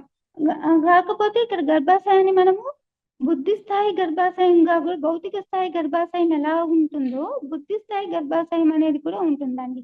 భౌతిక గర్భాశయం అనేది ప్రతి స్త్రీకి ఉంటుంది. అక్కడ ఒక పిండాన్ని ఒక శరీరంగా మార్చి ఒక బిడ్డ రూపంలో మార్చి బయటికి అందించడం అనేది జరుగుతుంది. అలాగే బుద్ధి స్థాయి గర్భాశయం అంటే మన ధ్యాన మందిరాలండి, మెడిటేషన్ సెంటర్స్. మెడిటేషన్ సెంటర్స్ కి ఎవరైతే వస్తారో వాళ్ళకి కావాల్సినంత ధ్యానాన్ని, జ్ఞానాన్ని అందిస్తూ వాళ్ళని ఒక గొప్ప మాస్టరీగా తీర్చిదిద్దడం అనేది ధ్యాన ఆశ్రమాలు, ధ్యాన సెంటర్స్, మెడిటేషన్ సెంటర్స్ చేసే పని. అంటే అది బుద్ధి స్థాయి గర్భాశయం కింద మనం తీసుకోవచ్చు. కాబట్టి ఇప్పుడు మనము ఫిజికల్ లెవెల్లో ఈ గర్భాశయంలో ఏవైతే సమస్యలను ఎదుర్కొంటున్నామో ఆ సమస్యల నుంచి బయటపడాలి అంటే ఈ బుద్ధి స్థాయి గర్భాశయం ఏదైతే ఉందో దానిపైన మనం దృష్టి పెట్టాలి. అక్కడ ఏవైతే మనం చేయాల్సింది చేస్తామో అప్పుడు ఈ ఫిజికల్ లెవెల్లో ఏవైతే గర్భానికి సంబంధించిన ప్రాబ్లమ్స్ మనం ఎదుర్కొంటున్నామో వాటి నుంచి బయటపడవచ్చు. కాబట్టి మనకు 2 రకాల గర్భాశయాలు ఉంటాయండి. ఇట్లా ఫిజికల్ గర్భాశయం ఉంటుంది, బుద్ధి స్థాయి గర్భాశయాలు ఉంటాయి. సో బుద్ధి స్థాయి గర్భాశయాల్లో మనం ఎవరికైతే జ్ఞానాన్ని అందించి వారిని ఒక ఉన్నత స్థితికి మనం తీర్చిదిద్దవలసిన అవసరం ఎవరిపైన అయితే మనకు ఉంటుందో వారి యొక్క బాగోగులు అనేది మనం చూసుకోవాలి. వారికి కావాల్సిన జ్ఞానాన్ని ఎప్పటికప్పుడు అందించడం అనేది మనం చెయ్యాలి. కాబట్టి మన పర్పస్ ఏదైతే ఉందో ఆ పర్పస్ తగ్గట్టుగా మనము సాధన చెయ్యాలి. గర్భాశయ సమస్యలు ఉన్నాయి, వాటన్నిటి నుంచి బయటపడాలి అంటే ఫస్ట్ మన పర్పస్ ఏంటో మనం తెలుసుకొని దానికి తగ్గట్టుగా మనం సాధన చెయ్యాలి. ఆధ్యాత్మిక పిల్లలు ఎవరైతే ఉన్నారో వాళ్ళ రెస్పాన్సిబిలిటీ అనేది మన బాధ్యతే. ఆధ్యాత్మిక పుత్రుల బాధ్యత మనది. మనం భౌతికంగా ఫిజికల్ గా మన పిల్లల్ని మనము పెంచి పెద్ద చేసి వాళ్ళకి కావాల్సిన అవసరాలన్నీ తీర్చి వాళ్ళ ఒక వ్యక్తిగా తయారయ్యేంత వరకు మనం దగ్గరుండి వాళ్ళ అవసరాలన్నిటిని తీరుస్తూ ఎలాగైతే ఉంటామో అలాగా స్పిరిచువల్ చిల్డ్రన్ కూడా మన రెస్పాన్సిబిలిటీయే. వాళ్ళని ఆధ్యాత్మిక పరంగా వాళ్ళకి కావాల్సిన వాటినన్నిటిని మనం అందిస్తూ వాళ్ళని ఒక ఆధ్యాత్మికవేత్తగా ఒక గొప్ప స్థాయికి తీసుకెళ్లేంత వరకు వాళ్ళకి కావాల్సినవన్నిటిని అందించాల్సిన బాధ్యత మనకు ఉంటుంది అనమాట. కాబట్టి అది కూడా మనము నిర్వర్తించాలి. మన పిల్లలు ఎలాగో ఆధ్యాత్మిక పుత్రులు కూడా అలాగే, వాళ్ళకి వీళ్ళకి ఎలాంటి డిఫరెన్స్ ఉండదు. వాళ్ళకి మనం ఎంత రెస్పాన్సిబుల్ గా ఉంటామో వాళ్ళని కన్నప్పటి నుంచి వాళ్ళ పెళ్లి చేసి వాళ్ళకు ఉద్యోగం ఇప్పించి ఆ తర్వాత కూడా మనం భూమి పైన ఉన్నంత వరకు పిల్లల బాగోగులు చూస్తూనే ఉంటాం కదా. అలా మన ఆధ్యాత్మిక పుత్రుల విషయంలో కూడా అలాగే ఉండాలి. వాళ్ళ ఆధ్యాత్మిక ప్రయాణానికి కావాల్సిన అన్నిటినీ మనం అందించాలి. వాళ్ళు చక్కగా వాళ్ళకి కావాల్సిన జ్ఞానాన్ని మనం ఇస్తూ ఉండాలి. వాళ్ళకి కొన్ని పుస్తకాలు మనం సజెస్ట్ చేయాలి. ఈ బుక్ చదువు, ఇక్కడికి వెళ్ళు, ఇక్కడ క్లాసులు జరుగుతున్నాయి, ఆ క్లాస్ అటెండ్ అవ్వు, ఈ పుస్తకాలు చదువు, ఈ జ్ఞానాన్ని సంపాదించు. ఇలా మనం ఎప్పుడు వాళ్ళకి మార్గదర్శకత్వంగా ఉంటూ సపోర్ట్ గా ఉంటూ వాళ్ళకి ఇవ్వాల్సిన సజెషన్స్ ఇస్తూ వాళ్ళ ఎదుగుదలకి మనం ఎంత పెట్టాలో అంత సమయాన్ని మనం పెట్టాలి. అక్కడే మనము ఆధ్యాత్మిక పుత్రులకు జన్మనివ్వడం అంటాము. మన ఫిజికల్ ఇప్పుడు మన రైలు పట్టాలు ఉంటాయి కదండి, రైలు పట్టాలు 2 ఉండాలి. 2 ఉంటేనే రైలు అనేది ముందుకు వెళ్ళగలుగుతుంది. ఒకటి ఉంది ఇంకోటి లేకపోతే రైలు అనేది ఎలాగైతే ముందుకెళ్ళదో ప్రతి ఒక్కరికి ఫిజికల్ చిల్డ్రన్స్ తో పాటు స్పిరిచువల్ చిల్డ్రన్స్ కూడా ఖచ్చితంగా ఉండాలి. ఫిజికల్ చిల్డ్రన్స్ కి మనం ఎంత ఇంపార్టెన్స్ ఇస్తామో స్పిరిచువల్ చిల్డ్రన్స్ కి కూడా మనం అంతే ఇంపార్టెన్స్ ఇవ్వాలి. వీళ్ళకి ఎంత రెస్పాన్సిబుల్ గా ఉంటామో వాళ్ళతో కూడా మనం అంతే రెస్పాన్సిబుల్ గా ఉండాలి. కాకపోతే ఇక్కడ ఫిజికల్ చిల్డ్రన్ కి ప్రాపంచికమైన అవసరాలను తీరుస్తుంటాము, అదే స్పిరిచువల్ చిల్డ్రన్ కి ఆధ్యాత్మికమైన విషయాలను నేర్పిస్తుంటాము, ఆధ్యాత్మికంగా వాళ్ళకి మనం తోడ్పడుతుంటాం. కాబట్టి వాళ్ళని ఏమాత్రం నిర్లక్ష్యం చేయడానికి వీల్లేదు. వాళ్ళెవరో కదా అని చెప్పి వదిలిపెట్టడానికి వీల్లేదు. వాళ్ళ పట్ల కూడా మనం అంతే రెస్పాన్సిబుల్ గా ఉండాలి. అదే ఇక్కడ చెప్పేదన్నమాట.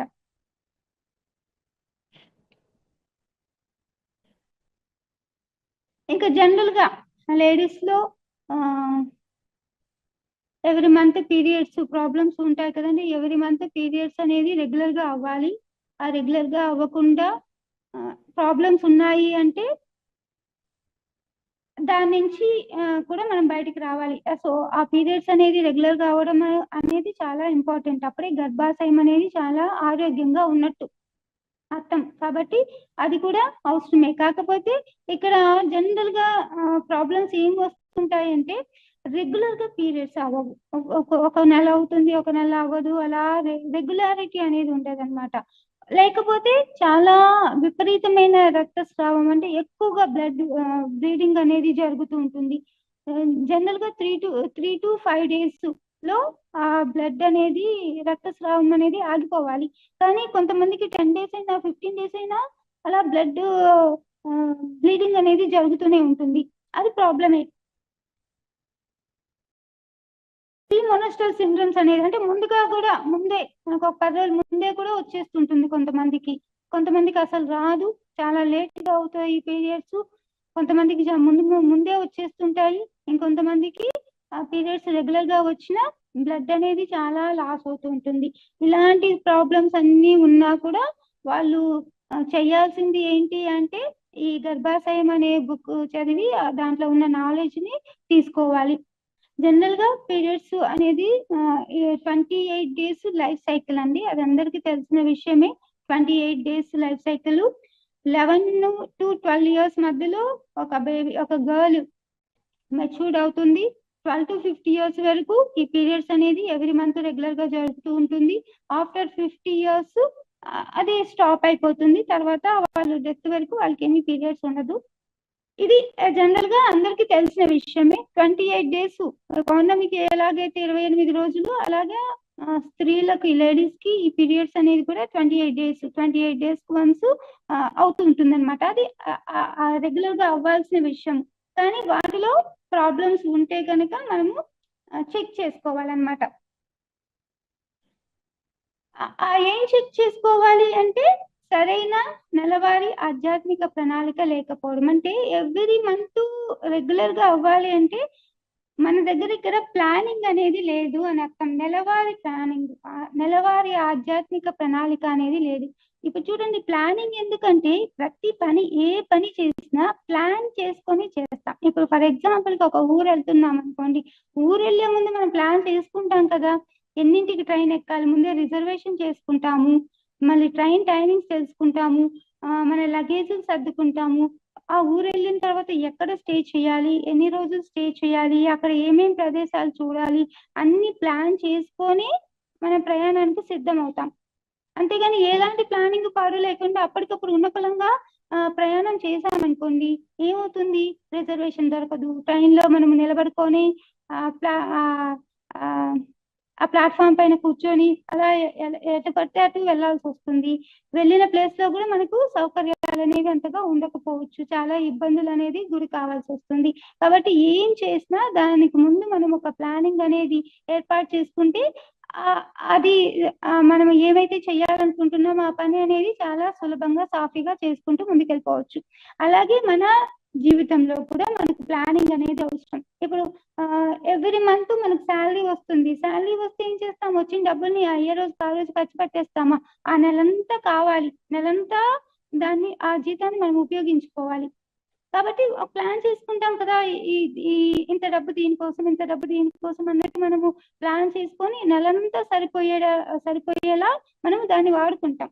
లేదంటే ఒక రోజుకి అయిపోతే మళ్ళీ నెక్స్ట్ డే నుంచి ఏం చేస్తాం? సో అలా ప్రతి దానికి ప్లానింగ్ అనేది అవసరం. ఇక్కడ మన స్పిరిచువల్ గా కూడా ప్లానింగ్ అనేది కావాలి. ఆ ప్లానింగ్ లో 1 day ప్లాన్ అనేసి ఉంటుంది, వీక్లీ ప్లాన్ అనేసి, మంత్లీ ప్లాన్ అని, ఇయర్లీ ప్లాన్ అనేసి, 10 years ప్లాన్ అని, 25 years ప్లాన్ అని, ఇలా మనం ప్లాన్స్ వేసుకోవచ్చు. 1 day ప్లాన్ అంటే ఏ రోజుకి ఆ రోజు, ప్రతిరోజు రాత్రి పడుకునే ముందు రేపు మార్నింగ్ నుంచి ఈవినింగ్ వరకు మన టైం అసలు వేస్ట్ చేయకూడదు, ఎనర్జీ వేస్ట్ చేయకూడదు కదా. సో ముందుగా ప్లాన్ వేసుకుంటాం. ప్రతి గంట ఏం చెయ్యాలి, ప్రతి గంటని ఎలా మనం ఉపయోగించుకోవాలనేసి ఒక ప్రణాళిక. అలాగే వారానికి సంబంధించిన ప్లానింగ్, అలాగే ఒక ఈ నెల పౌర్ణమితో స్టార్ట్ చేసి నెక్స్ట్ మంత్ పౌర్ణమి వరకు ఒక నెల రోజుల్లో నేను ఏమేం చేయాలి, ఎన్ని గంటలు ధ్యాన సాధన చేయాలి, ఎన్ని పుస్తకాలు చదవాలి, ఎంత నాలెడ్జ్ సంపాదించుకోవాలి, నా సమయాన్ని ఎలా నేను ఉపయోగించుకోవాలి, గురువులతో అనుభవాల్ని పంచుకోవడం దగ్గర నుంచి ప్రతి ఒక్కటి మనం ప్లాన్ చేసుకోవాలి. మన ఇంద్రియాలని కరెక్ట్ గా ఉపయోగించుకోవడం. మనకు 5 ఇంద్రియాలు ఉంటాయి కదండి, కళ్ళు, ముక్కు, చెవులు, నాలుక, చర్మము. 5 ఇంద్రియాలని ఎక్కడా అనవసరంగా వేస్ట్ చేయకూడదు. అనవసరమైనవి చూడడము, అనవసరమైనవి వినడము, అనవసరమైనవి మాట్లాడడము, ఇవేవి చేయకూడదు. కరెక్ట్ గా ఇంద్రియాలను ఉపయోగించుకుంటూ మన సమయాన్ని కరెక్ట్ గా యూటిలైజ్ చేసుకోవాలి. ఇది ప్లాన్ చేసుకోవాలి ముందుగానే. నెలవారీ ఆత్మ ప్రణాళిక, ఇప్పుడు నెలకు ఒకసారి పీరియడ్స్ వస్తాయి కాబట్టి మనం ఇక్కడ నెలవారీ ఆత్మ ప్రణాళిక గురించి చెప్పుకుంటున్నాం. ప్రతి నెల పౌర్ణమి రోజు స్టార్ట్ చేసి ఈ పౌర్ణమి నుంచి నెక్స్ట్ పౌర్ణమి వరకు నేను ఏమేమి చెయ్యాలి ఇవన్నిటిని కన్సిడర్ చేస్తూ, ధ్యానము, పుస్తకాలు చదవడము, అన్నిటిని కన్సిడర్ చేస్తూ ఎప్పుడు ఏమేమి చెయ్యాలి, ఈ నెల నుంచి నెక్స్ట్ మంత్ ఎండింగ్ కల్లా నేను ఇన్ని పుస్తకాలు నేను కంప్లీట్ చేసేయాలి, ఇన్ని గంటలు నేను ధ్యానం చేసేయాలి, ప్రతి ఒక్కటి అలా ప్లాన్ చేసుకోవాలి. ఆ ప్లాన్ కి తగ్గట్టుగా మనము ఫాలో అవ్వాలి, ఆచరించాలి, ప్రతిరోజు ఆచరించాలి. నెలవారీ ప్రణాళిక ఉంది. ఇప్పుడు ఒక బుక్ చదవాలనుకున్నాము, ఒక బుక్ నెక్స్ట్ మంత్ ఎండింగ్ కల్లా ఫినిష్ చేయాలన్నాం. ఆ బుక్ లో ఫర్ ఎగ్జాంపుల్ ఒక 300 పేజెస్ ఉన్నాయనుకోండి. 300 పేజెస్ అంటే రోజు 10 పేజీలు చదివితే మనం ఆ నెలాఖరికి 30 పేజీలు కంప్లీట్ అవుతుంది. సో ప్రతిరోజు 10 పేజీలు కంప్లీట్ చేసుకుంటూ రావాలి. అది డైలీ ప్లాన్ కిందకు వస్తుంది. మళ్ళీ ఇలా ప్లానింగ్ అనేది చేసుకొని కానీ మన సమయాన్ని కరెక్ట్ గా వాడుకోగలిగితే ఈ నెలవారీ సమస్యలు ఏమున్నా వాటి నుంచి ఈజీగా బయటపడవచ్చు అండి. ఇప్పుడు శాలరీ రెగ్యులర్ గా రావట్లేదు, అది కూడా అంతే, నెలకు సంబంధించిందే కదా. సో నెలవారీ ప్లానింగ్ అక్కడ అవసరం. ఈ ప్లాన్ ఎప్పుడైతే మనం కరెక్ట్ గా ఫాలో అవుతామో కొన్ని నెలలు ఖచ్చితంగా ఈ ప్లాన్ ఫాలో అయితే ఎలాంటి నెలవారీ సమస్యల నుంచి అయినా ఈజీగా బయటపడవచ్చు.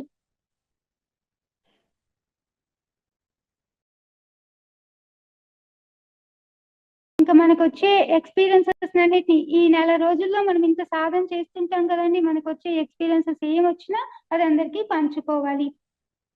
ఇంకా ఆకస్మికంగా విపరీతమైన రక్తస్రావం జరుగుతుంది అంటే వెంటనే అకస్మాత్తుగా మనం తీసుకోవాల్సిన ఏవైతే డెసిషన్స్ ఉంటాయో, వెంటనే మార్చుకోవాల్సిన మార్పులు ఏవైతే ఉంటాయో వాటిని తెలుసుకొని వాటిపైన మనం దృష్టి పెట్టి అది చేంజెస్ చేసుకోవాలి. వెంటనే చేసుకోవాల్సిన చేంజెస్ ఏమున్నాయో తెలుసుకొని వాటిని మార్చుకోవాలి. గురువులతో గనక మనం డిస్కస్ చేస్తే అర్థమవుతుంది, వాళ్ళు చెప్తారు మనకి సజెషన్స్, దాని ప్రకారం మనము ఫాలో అవ్వచ్చు. దాన్నే మనము అకస్మాత్తు దీర్ఘకాలిక సంఘటనలు అనేసి చెప్తామండి. 2 టాబ్లెట్స్ లో ఉంటాయి. కాబట్టి కొత్తగా ధ్యానంలోకి వచ్చిన వారు 12 టాబ్లెట్స్ ని ఫాలో అవ్వాలి. అలాగే ఈ అకస్మాత్తు దీర్ఘకాలిక సంఘటనలు చాలా 10 days అయినా 15 days అయినా బ్లడ్ అనేది లాస్ అవుతూనే ఉంది, బ్లీడింగ్ జరుగుతూనే ఉంది అనుకున్నప్పుడు ఈ అకస్మాత్తు దీర్ఘకాలిక సంఘటనలు ఏవైతే ఉంటాయో వాటిని చదివి వెంటనే మనం చేసుకోవాల్సిన చేంజెస్ ఏవైతే ఉన్నాయో వాటిని మార్చుకుంటూ మన పర్పస్ ఏదైతే ఉంటుందో ఆ పర్పస్ కి ఎలాంటి అడ్డంకులు లేకుండా మనం చేసుకుంటూ ముందుకెళ్ళాలి. ఇంకా దాంతో పాటు శక్తి వలయాలు అనేది ఇంకొక టాపిక్ ఉంది అండి. అది కూడా కొంచెం పెద్ద టాపిక్. శక్తి వలయాలు అంటే ఇక్కడ ప్రాణశక్తి, డబ్బు, పేరు, ప్రతిష్టలు, ఈ మూడింటిని మనం జనరల్ గా చెప్పుకుంటుంటాము. బ్లడ్ మనకు అధికంగా లాస్ అవుతుంది అంటే ఈ ప్రాణశక్తి, డబ్బు, పేరు, ప్రతిష్టలు, ఈ మూడింటి పైన మనం దృష్టి పెట్టాలి. ప్రాణశక్తి ఎలా వస్తుంది? మనకు ధ్యానం చేస్తే మనం ప్రాణశక్తి వస్తుంది. ఇక డబ్బులు అనేది మనము కష్టపడి సంపాదించి డబ్బుల్ని సంపాదించుకుంటాము. అలాగే పేరు, ప్రతిష్టలు అంటే మనకంటూ ఒక పేరు, ఒక ప్రతిష్ట అనేది చుట్టూ సమాజం నుంచి కానీ మన చుట్టూ సమాజం నుంచి మనం పుట్టిన పెరిగిన వాతావరణం నుంచి మనకు ఒక పేరు అనేది ఉంటుంది. ప్రతి ఒక్కరికి ఒక పేరు ప్రతిష్టలు ఉంటాయి కదండి. వీళ్ళు ఇలాంటి వారు అలాంటి వారు అనేసి ఒక పేరు అనేది ఉంటుంది కదండి. సో ఇవి మన దగ్గర ఉండేవన్నమాట. ప్రాణశక్తి, డబ్బు, పేరు, ప్రతిష్టలు, వీటిని మనం పర్ఫెక్ట్ గా చూసుకోవాలి. ప్రాణశక్తి మనం ఈ మూడింటిలో మనం చూసుకోవాల్సింది ఏంటంటే ఈ మూడు ఎలా సంపాదించాలి, మన కోసం మనము దాచుకోవడము, ఖర్చు పెట్టడం. సంపాదించడము, దాచుకోవడము, ఖర్చు పెట్టడం, ఈ మూడు విషయాల పట్ల మనం దృష్టి పెట్టాలి. ప్రాణశక్తి సంపాదించడం ఎలా సంపాదిస్తాం? ధ్యానం చేస్తే వస్తుంది ఎనర్జీ. బాగా గంటలు ధ్యానం చేసి ఎనర్జీని తీసుకోవాలి. తీసుకునే ఎనర్జీని మన అవసరాలకి కావాలి కదా. మనం ఎనర్జెటిక్ గా ఉంటేనే కదా మనం ఏమైనా పనులు చేయగలుగుతాము. కాబట్టి మన అవసరాలకు కావాల్సిన ఎనర్జీని మన దగ్గర ఉంచాలి. వేస్ట్ చేయకూడదు ఎక్కడ కానీ. అనవసరమైన చోట మన ఎనర్జీని వేస్ట్ చేయకుండా ఉంటే మన శక్తి అనేది మన దగ్గరే ఉంటుంది. సో అనవసరంగా వేస్ట్ చేయకూడదు. అలాగే పంచడం అంటే ఏంటి అంటే ఇప్పుడు క్లాస్ చెప్పాలంటే అక్కడ మనం కొంత ఎనర్జీ పెడుతున్నాం కదా. మన ఆధ్యాత్మిక పుత్రులకి జ్ఞానాన్ని అందించాలంటే అక్కడ మనం ఎనర్జీ పెడుతున్నాం కదా. సో అవసరమైన చోట మనం పంచడం కూడా రావాలి. మనమే పెట్టేసుకోకూడదు అట్టే. మన దగ్గర అట్టే పెట్టేసుకోకూడదు, పంచడం కూడా రావాలి. ప్రాణశక్తిని సంపాదించాలి, మన కోసం మనం కొంత దాచుకోవాలి. అలాగే మన శక్తి పెట్టి నలుగురి బాగు కోసం ఎక్కడైతే శక్తి పెట్టాల్సిన అవసరం ఉంటుందో అక్కడ శక్తిని మనము ఉపయోగించాలి. అది ప్రాణశక్తి. అలాగే డబ్బు విషయంలో కూడా డబ్బును సంపాదించడం రావాలి, మన కోసం మనం దాచుకోవడం రావాలి, అలాగే అవసరమైన చోట ఖర్చు పెట్టడం కూడా తెలియాలి. డబ్బు సంపాదించడం ఎలా చేయాలి అంటే న్యాయపరంగా మనం డబ్బు సంపాదించడం రావాలి. అన్యాయమైన మార్గాన్ని తీసుకోకూడదు, న్యాయంగా డబ్బును సంపాదించాలి. ఆ సంపాదించిన డబ్బుని మన ప్రాపంచిక అవసరాల కోసం కూడా కొంత దాచుకోవాలి. దాచుకున్న తర్వాత మిగిలిన డబ్బు ఆధ్యాత్మిక అవసరాలకి కూడా ఖర్చు పెట్టాలి. పిరమిడ్ కన్స్ట్రక్షన్స్ జరుగుతుంటాయి, క్లాసులు జరుగుతుంటాయి, చాలా ప్లేసెస్ లో డబ్బు అనేది మనకు అవసరం అవుతుంటుంది కదండి. సో అక్కడ మనకు వీలైనంత సహాయం అనేది అందిస్తుండాలి. మన ఆధ్యాత్మిక పుత్రులకి కూడా మనం సహాయం అందిస్తూ వారి ఎదుగుదలకు మనం ఉపయోగపడాలి. సో డబ్బు అనేది న్యాయపరంగా పరిమితంగా ఉండాలి సంపాదన. ఆ సంపాదించిన దాన్ని మన కోసం మనం కొంత దాచుకొని సమాజానికి ఉపయోగపడే ప్రదేశాల్లో ఖర్చు పెట్టడం అనేది తెలియాలి. అలాగే పేరు ప్రతిష్టలు మనందరికీ పేరు ప్రతిష్టలు అనేది ఖచ్చితంగా ఉంటుంది. ఒక ప్లేస్ లో మనం వర్క్ చేస్తున్నామంటే అక్కడ ఒక పేరు ఉంటుంది, ఒక ప్రదేశంలో మనం నివసిస్తున్నామంటే చుట్టుపక్కల మనకంటూ ఒక ప్రతిష్ట ఉంటుంది కదా. వీళ్ళు ఇలాంటి వారు అలాంటి వారు చెప్తుంటారు కదా. సో ఆ మంచి పేరు ప్రతిష్టలు మనం సంపాదించుకోవాలి, వాటిని దాచుకోవాలి, ఖర్చు పెట్టడం కూడా రావాలి. ఎక్కడ అనవసరంగా వేస్ట్ చేయకూడదు. అంటే ఇప్పుడు ఎవరైనా వచ్చి నీ పేరు చెప్తే ఆ పని అయిపోతుంది, సో నీ పేరు ఒకసారి వాడుకుంటాను నేను అనేసి వస్తుంటారు. పేరు ప్రతిష్టలు ఖర్చు పెట్టడం అంటే ఇలా అన్నమాట. వాళ్ళకి మనం ఎవరు పడితే వాళ్ళకి మన పేరుని ఇచ్చేయకూడదు. అక్కడ మన పేరుని వాడుకొని వాళ్ళు ఏం చేస్తున్నారో మనకు తెలియాలి. చాలా ఆప్తులు, చాలా దగ్గర వాళ్ళు అని చెప్పి మన పేరు ప్రతిష్టలు ఇవ్వకూడదు. వాళ్ళు ఎందుకు వాడుతున్నారో మనకు తెలియదు. వాళ్ళు ఏదైనా వినాశ కారణానికి మన పేరు వాడుతుంటే ఆ కర్మలు మనకు వచ్చి చేస్తాయి కదా. సో మన పేరు అనేది కూడా దానివల్ల మనం ఏమైనా ఒకటి ఇస్తున్నామంటే దానివల్ల మనమన్నా ఎదగాలి, లేకపోతే సమాజంలోని వారైనా ఆధ్యాత్మికంగా ఎదుగుదల అనేది అక్కడ ఉండాలి. మన ఎదుగుదల ఆధ్యాత్మికంగా మన ఎదుగుదలైనా ఉండాలి, లేకపోతే సామాజికంగా వారి ఎదుగుదలైనా ఉండాలి. అలాంటి ప్లేసెస్ లోనే మనం ఖర్చు పెట్టాలి. అనవసరమైన ప్రదేశాల్లో మనం వాడకూడదు. ఈ మూడింటిని కరెక్ట్ గా చూసుకోవాలి. ఈ మూడింటిలో ఎక్కడ మనం ఏ లోపం చేసినా, ఎక్కడ లోపాలు చేస్తున్నా అది మన బ్లడ్ పైన, వాటర్ పైన, కరెంట్ పైన పడుతుంది. సో బ్లడ్ బ్లీడింగ్ ఎక్కువ అయిపోతుంది అంటే వెంటనే చెక్ చేసుకోవాల్సింది ఈ మూడిట్లో మనం కరెక్ట్ గా ఉన్నామా లేదా, ఎక్కడైనా అనవసరంగా వేస్ట్ చేస్తున్నామా అనేది ఎప్పుడైతే మనము చెక్ చేసుకొని కరెక్ట్ చేసుకుంటామో అప్పుడు వీటి నుంచి బయటపడవచ్చు.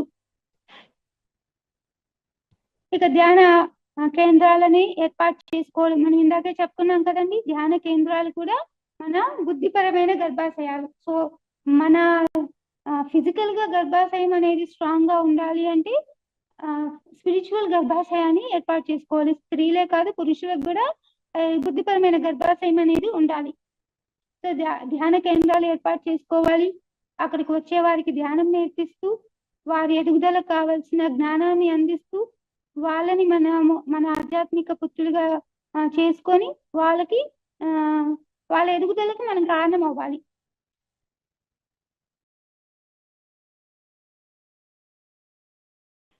కాబట్టి ఇక్కడ మన జ్ఞానాన్ని పంచుకోవాలి, ఎప్పుడు నేర్పిస్తూ ఉండాలి. మనం మరింత మందిని ఆధ్యాత్మిక మాస్టర్స్ గా తయారు చేయడం అనేది మనందరి బాధ్యత. ఇప్పుడు పత్తిసారి ఉన్నారు, పత్తిసారి ఒక్కరే ఒక్కరే ఇప్పుడు కొన్ని లక్షల మందిని, కోట్ల మందిని తయారు చేశారు ధ్యానులుగా. మరి మనం కూడా ఆయన అంత చేసినప్పుడు మనము కొంతైనా చెయ్యాలి కదా. సో మన వంతు ధర్మంగా మనము చేయాల్సింది చెయ్యాలి. ఇక ఇందాక మనము బ్యాక్ పెయిన్ అంటే మూలాధార చక్ర అని చెప్పుకున్నాం కదండి. గర్భాశయం అంటే స్వాదిష్టాన చక్రానికి సంబంధించింది. సో స్వాదిష్టాన చక్ర అనగానే ఇది వాటర్ క్వాలిటీస్. మూలాధార చక్ర అంటే ఎర్త్ భూమి లక్షణాలు అన్నమాట. మనం ఇందాక చెప్పుకున్న భయము, సహనం ఇవంతా భూమి లక్షణాలు. అదే స్వాదిష్టాన చక్ర అంటే నీటి తత్వము, నీటి లక్షణాలని మనం ఇక్కడ నేర్చుకోవాలి. నీరు అనగానే నీరు అనగానే మనకు గుర్తొచ్చే విషయం ఏంటంటే, నీరు ఏ గిన్నెలో పోస్తే ఆ గిన్నెలో, ఏ బిందెలో పోస్తే ఆ బిందెలో, దానికంటే ఒక ప్రత్యేకమైన రూపం గాని రంగు గాని ఏమీ ఉండదు. ఎందులో పోస్తే అందులో ఉంటుంది. అంటే మనం కూడా సమయానికి సందర్భానికి తగ్గట్టుగా మారాలి. నేను ఇలాగే ఉంటాను, పట్టిన కుందేలకు మూడే కాళ్ళు అన్నట్టుగా కాకుండా అవసరానికి తగ్గట్టుగా, సమయానికి సందర్భానికి తగ్గట్టుగా మార్పులు అనేది మనకు అవసరము. అదే మనము నీటి దగ్గర నుంచి నేర్చుకోవాల్సిన విషయం అండి. ఇంకా నీరు అనగానే భావావేశాలు కూడా. సో భావావేశాలు అంటే నాకు చాలా విపరీతమైన కోపం వచ్చేస్తుంటుంది, చాలా దుఃఖం వచ్చేస్తుంటుంది, ఏడుపు వచ్చేస్తుంటుంది. ఇవన్నీ కూడా మన కంట్రోల్లో ఉండాలి. ఏది ఎక్కువ కాకూడదు, ఏది తక్కువ కాకూడదు. ఎంత అవసరమో అంత ఉండాలి, తక్కువ ఎక్కువ లేకుండా చూసుకోవాలి. కోపం అనేది అసలు ధ్యానం చేస్తున్నారు, మీకు ఎందుకు కోపం అనేది చాలా మంది అడుగుతుంటారు. కానీ కొన్ని సందర్భాల్లో ఒక సిచ్యువేషన్ వచ్చింది, ఆ సిచ్యువేషన్ అక్కడ కంట్రోల్ చేయాలి. కంట్రోల్ చేయాలంటే కొద్దిగా గట్టిగా అరిస్తే గానీ, కొద్దిగా గట్టిగా మందలిస్తే గానీ అది కంట్రోల్ కాదు. అప్పుడు మనము కొంచెం గట్టిగా అరవాల్సి వస్తుంది. అరిస్తే అరవడం వల్ల అక్కడెక్కడ మనం కోపగించుకుంటున్నామని కాదు, అరచాలి, తర్వాత వెంటనే నార్మల్ అయిపోవాలి. అంతేగాని అది కాకుండా మనము ఆ భావావేశం ఏదైతే ఏర్పడిందో దాన్ని అలా కంటిన్యూ చేస్తూ ఉండకూడదు. ఏ సందర్భానికి తగ్గట్టుగా ఆ సందర్భంలో మాట్లాడాల్సిన అవసరం వస్తే మాట్లాడాలి, అది తప్పు కాదు. కానీ మళ్ళీ నార్మల్ అయిపోవాలి. దాన్ని అక్కడితో కట్ చేసేయాలి, దాన్ని అలా క్యారీ చేయకూడదు. ఇప్పుడు మన ఇంట్లో గొడవ జరిగింది, హాల్లో గొడవ జరిగితే బెడ్రూమ్ దగ్గర హ్యాపీగా నవ్వుకోవాలి. అంతేగాని ఆ హాల్లో జరిగిన గొడవను తీసుకెళ్లి లోపల కూడా దాన్ని తలుచుకుంటూ బాధపడుతూ ఏడుస్తుంటే ఏమొస్తుంది? ఏమి రాదు కదా. సో ఎక్కడి కట్ చేయడం అనేది రావాలి, క్యారీ చెయ్యకూడదు. ఎక్కడి దగ్గర మనం వదిలేసుకుంటూ ముందుకెళ్ళాలి, ఇది నేర్చుకోవాలి. అదే భావావేశాలని కరెక్ట్ గా ఉపయోగించుకోవడం అంటే. మనమంటే భగవంతులు, మనమంటే ఆత్మస్వరూపులం, ఈ శరీరం కాదు అనేసి తెలుసుకున్నాము. మరి భగవంతుడు ఎక్కడైనా ఏడుస్తూ ఉంటారా అండి? సో వాటి నుంచి మనం బయటికి రావాలి.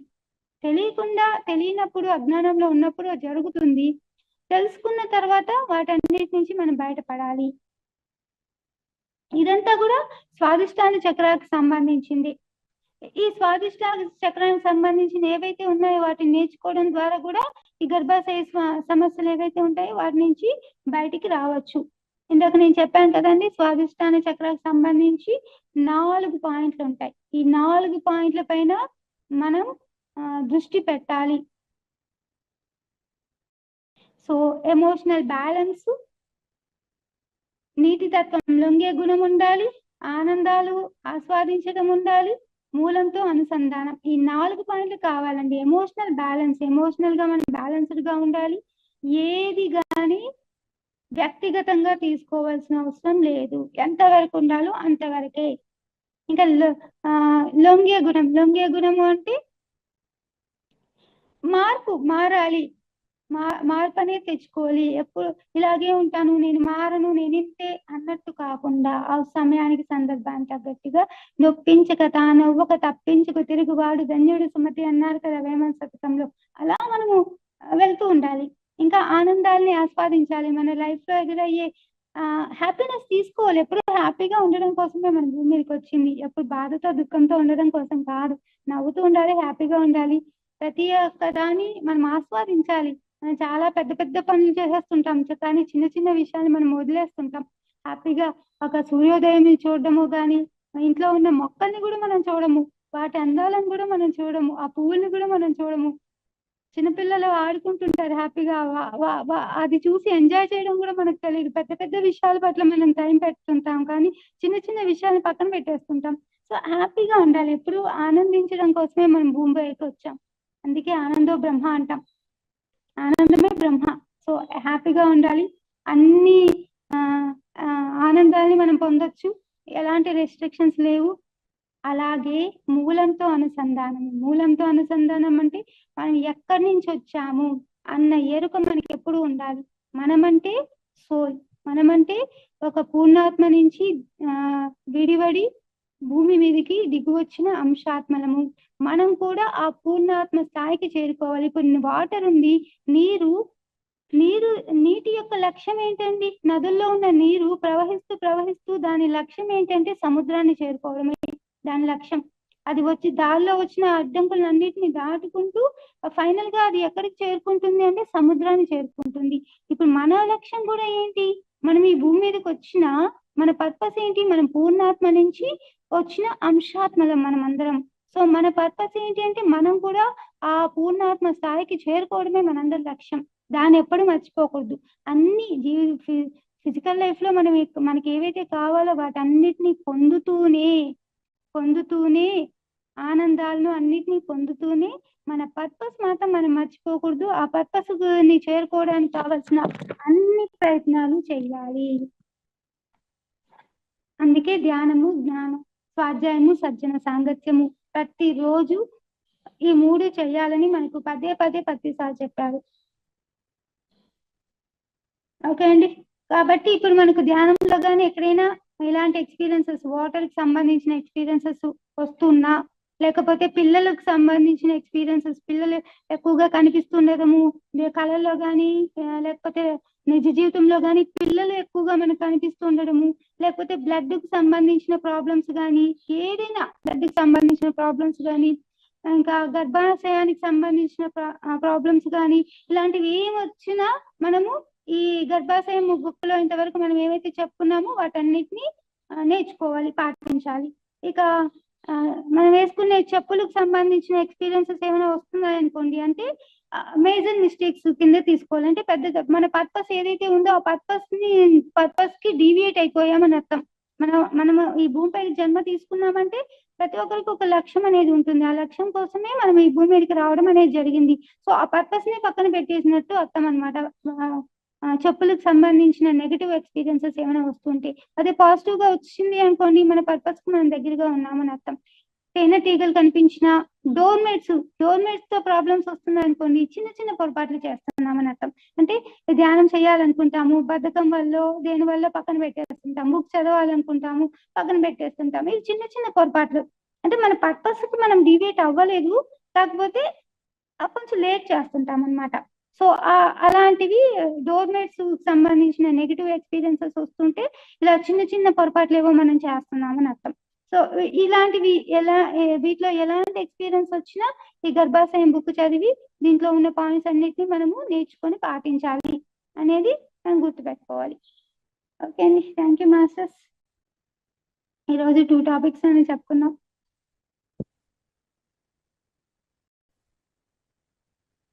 Thank you madam.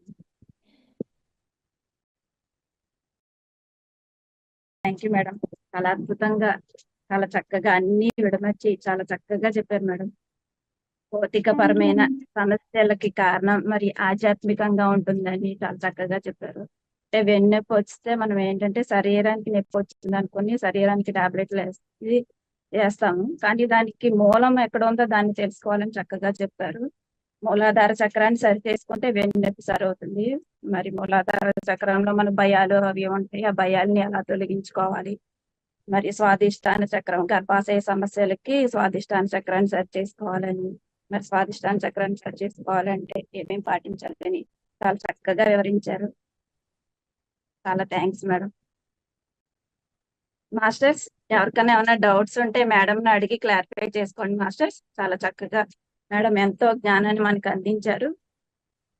మీకు ఏమైనా డౌట్స్ ఉంటే హ్యాండ్ రైజ్ చేయండి.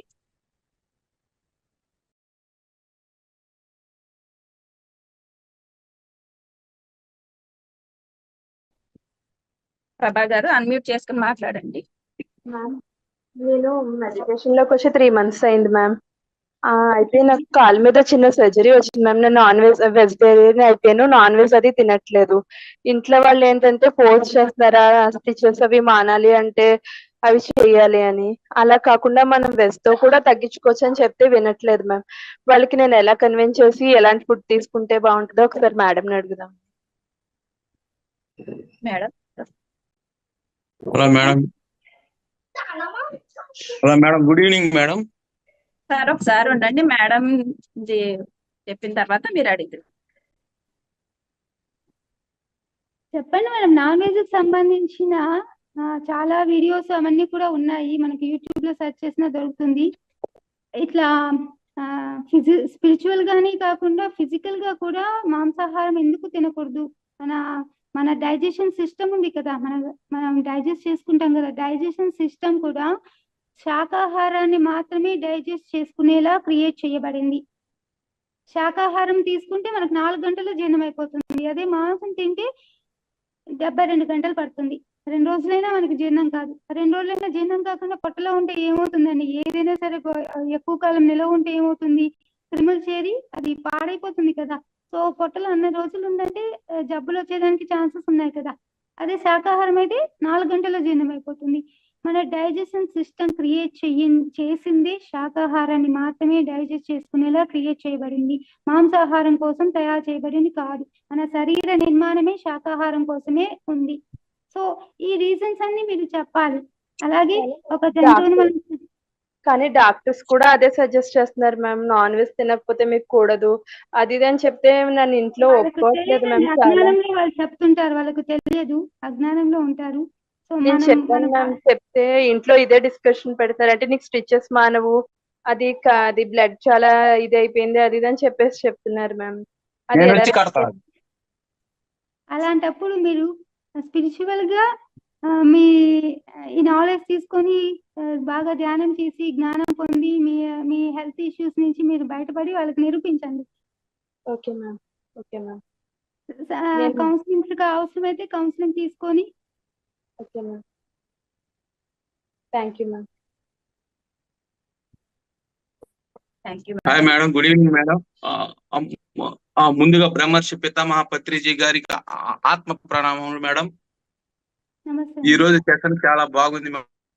ఒక డౌట్ మేడం, నేను ఒక 30 రోజుల నుంచి మెడిటేషన్ చేస్తున్నాను మేడం. నిన్న టాంచి ఒక అరగంట టైం చేస్తుంటే బ్యాక్ పెయిన్ వస్తుంది మేడం. ఆ గోడకి ఆనుకొని చేయొచ్చా?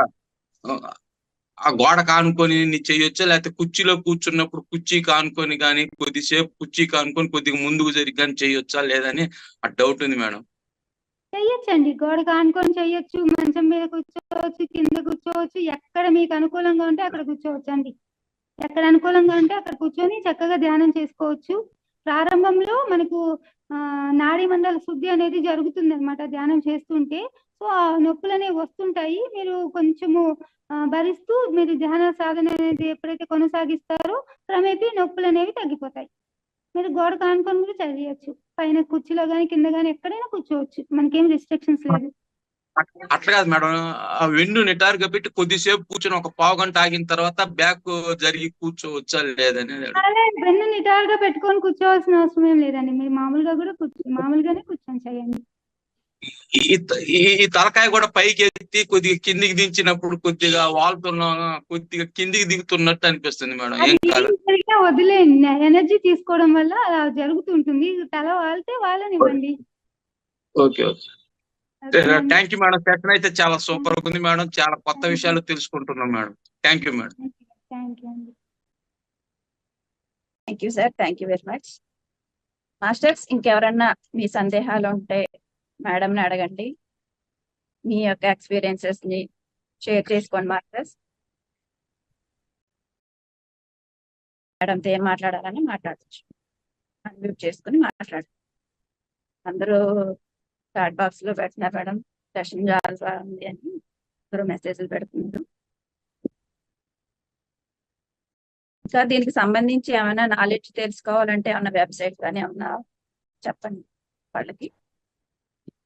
దీనికి సంబంధించి నాలెడ్జ్ తీసుకోవాలంటే 11 days వర్క్ షాప్స్ అనేసి, లేకపోతే ఆన్లైన్ వర్క్ షాప్స్ అనేవి కండక్ట్ చేస్తుంటామండి. వాటిలో మీరు పార్టిసిపేట్ చేశారంటే అక్కడ క్లియర్ గా అన్ని ఎక్స్ప్లెయిన్ చేయడం జరుగుతుంది. 11 రోజులు 11 days వర్క్ షాప్ అంటే 11 రోజులు ఉంటుంది, మార్నింగ్ నుంచి ఈవినింగ్ వరకు. అదే ఆన్లైన్ అంటే వారానికి 2 రోజులు 2 గంటలు చెప్తారనమాట. 3 నెలలు 4 నెలలు వరకు కొనసాగుతుంది. దాంట్లో నేర్పుతామన్నమాట ఇవన్నిటిని క్లియర్ గా. ఇప్పుడు అయితే మనకు గంట సమయం 1.5 hours కాబట్టి 2 టాపిక్స్ మనం కొంచెం ఫాస్ట్ గా చెప్పేసుకున్నాం. అప్పుడు ఎగ్జాంపుల్ తో సహా క్లియర్ గా అర్థమయ్యేలాగా నిదానంగా చెప్తూ ఎగ్జామ్స్ లాంటివి కూడా కండక్ట్ చేస్తుంది. అంటే ఎంతవరకు నేర్చుకున్నారని పరీక్షించడం అంతే తప్ప ఇక్కడ మార్కులు అనేది కాదు. ఎంతవరకు నేర్చుకున్నారనేది పరీక్షించడం కోసం ఎగ్జామ్ లాగా పెట్టి వచ్చిన డౌట్స్ అన్నిటిని క్లారిఫై చేయడము, కౌన్సిలింగ్స్ చేయడం కూడా చేస్తుంటామండి. సండేస్ లో ప్రతి సండే కౌన్సిలింగ్స్ ఉంటాయి. హెల్త్ ఇష్యూస్ ఉన్నవారు కౌన్సిలింగ్ కి అటెండ్ అవ్వచ్చు. జూమ్ లోనే ఉంటుంది. అటెండ్ అయ్యారంటే ఒక మాస్టర్ ఎవరైనా ఉంటూ వాళ్ళు ఫాలో చేస్తూ కొన్ని నెలలు వాళ్ళకి వచ్చిన ఎక్స్పీరియన్సెస్ ని, డ్రీమ్స్ అన్నిటిని వింటూ వాళ్ళకి కావాల్సిన సజెషన్స్ అవి ఇస్తూ కొన్ని నెలలు ఫాలో అప్ చేస్తుంటారు అనమాట. వాళ్ళకి అవసరమైనంత వరకు జ్ఞానాన్ని అందిస్తుంటారు. Okay madam. ఇంకా మీరు మర్చిపోలేని జర్నీలో మీరు మర్చిపోలేని అన్న అనుభవం ఒకటి చెప్పండి. అనుభవాలంటే నాకు భయాలని చెప్పాను కదండి. భయాలు నాకు 2 భయాలు ఉండేవి, చిన్నప్పటి నుంచి ఉండేవి 2 భయాలు. ఒకటి చీకటి అంటే భయము, ఇంకోటి చావంటే భయం.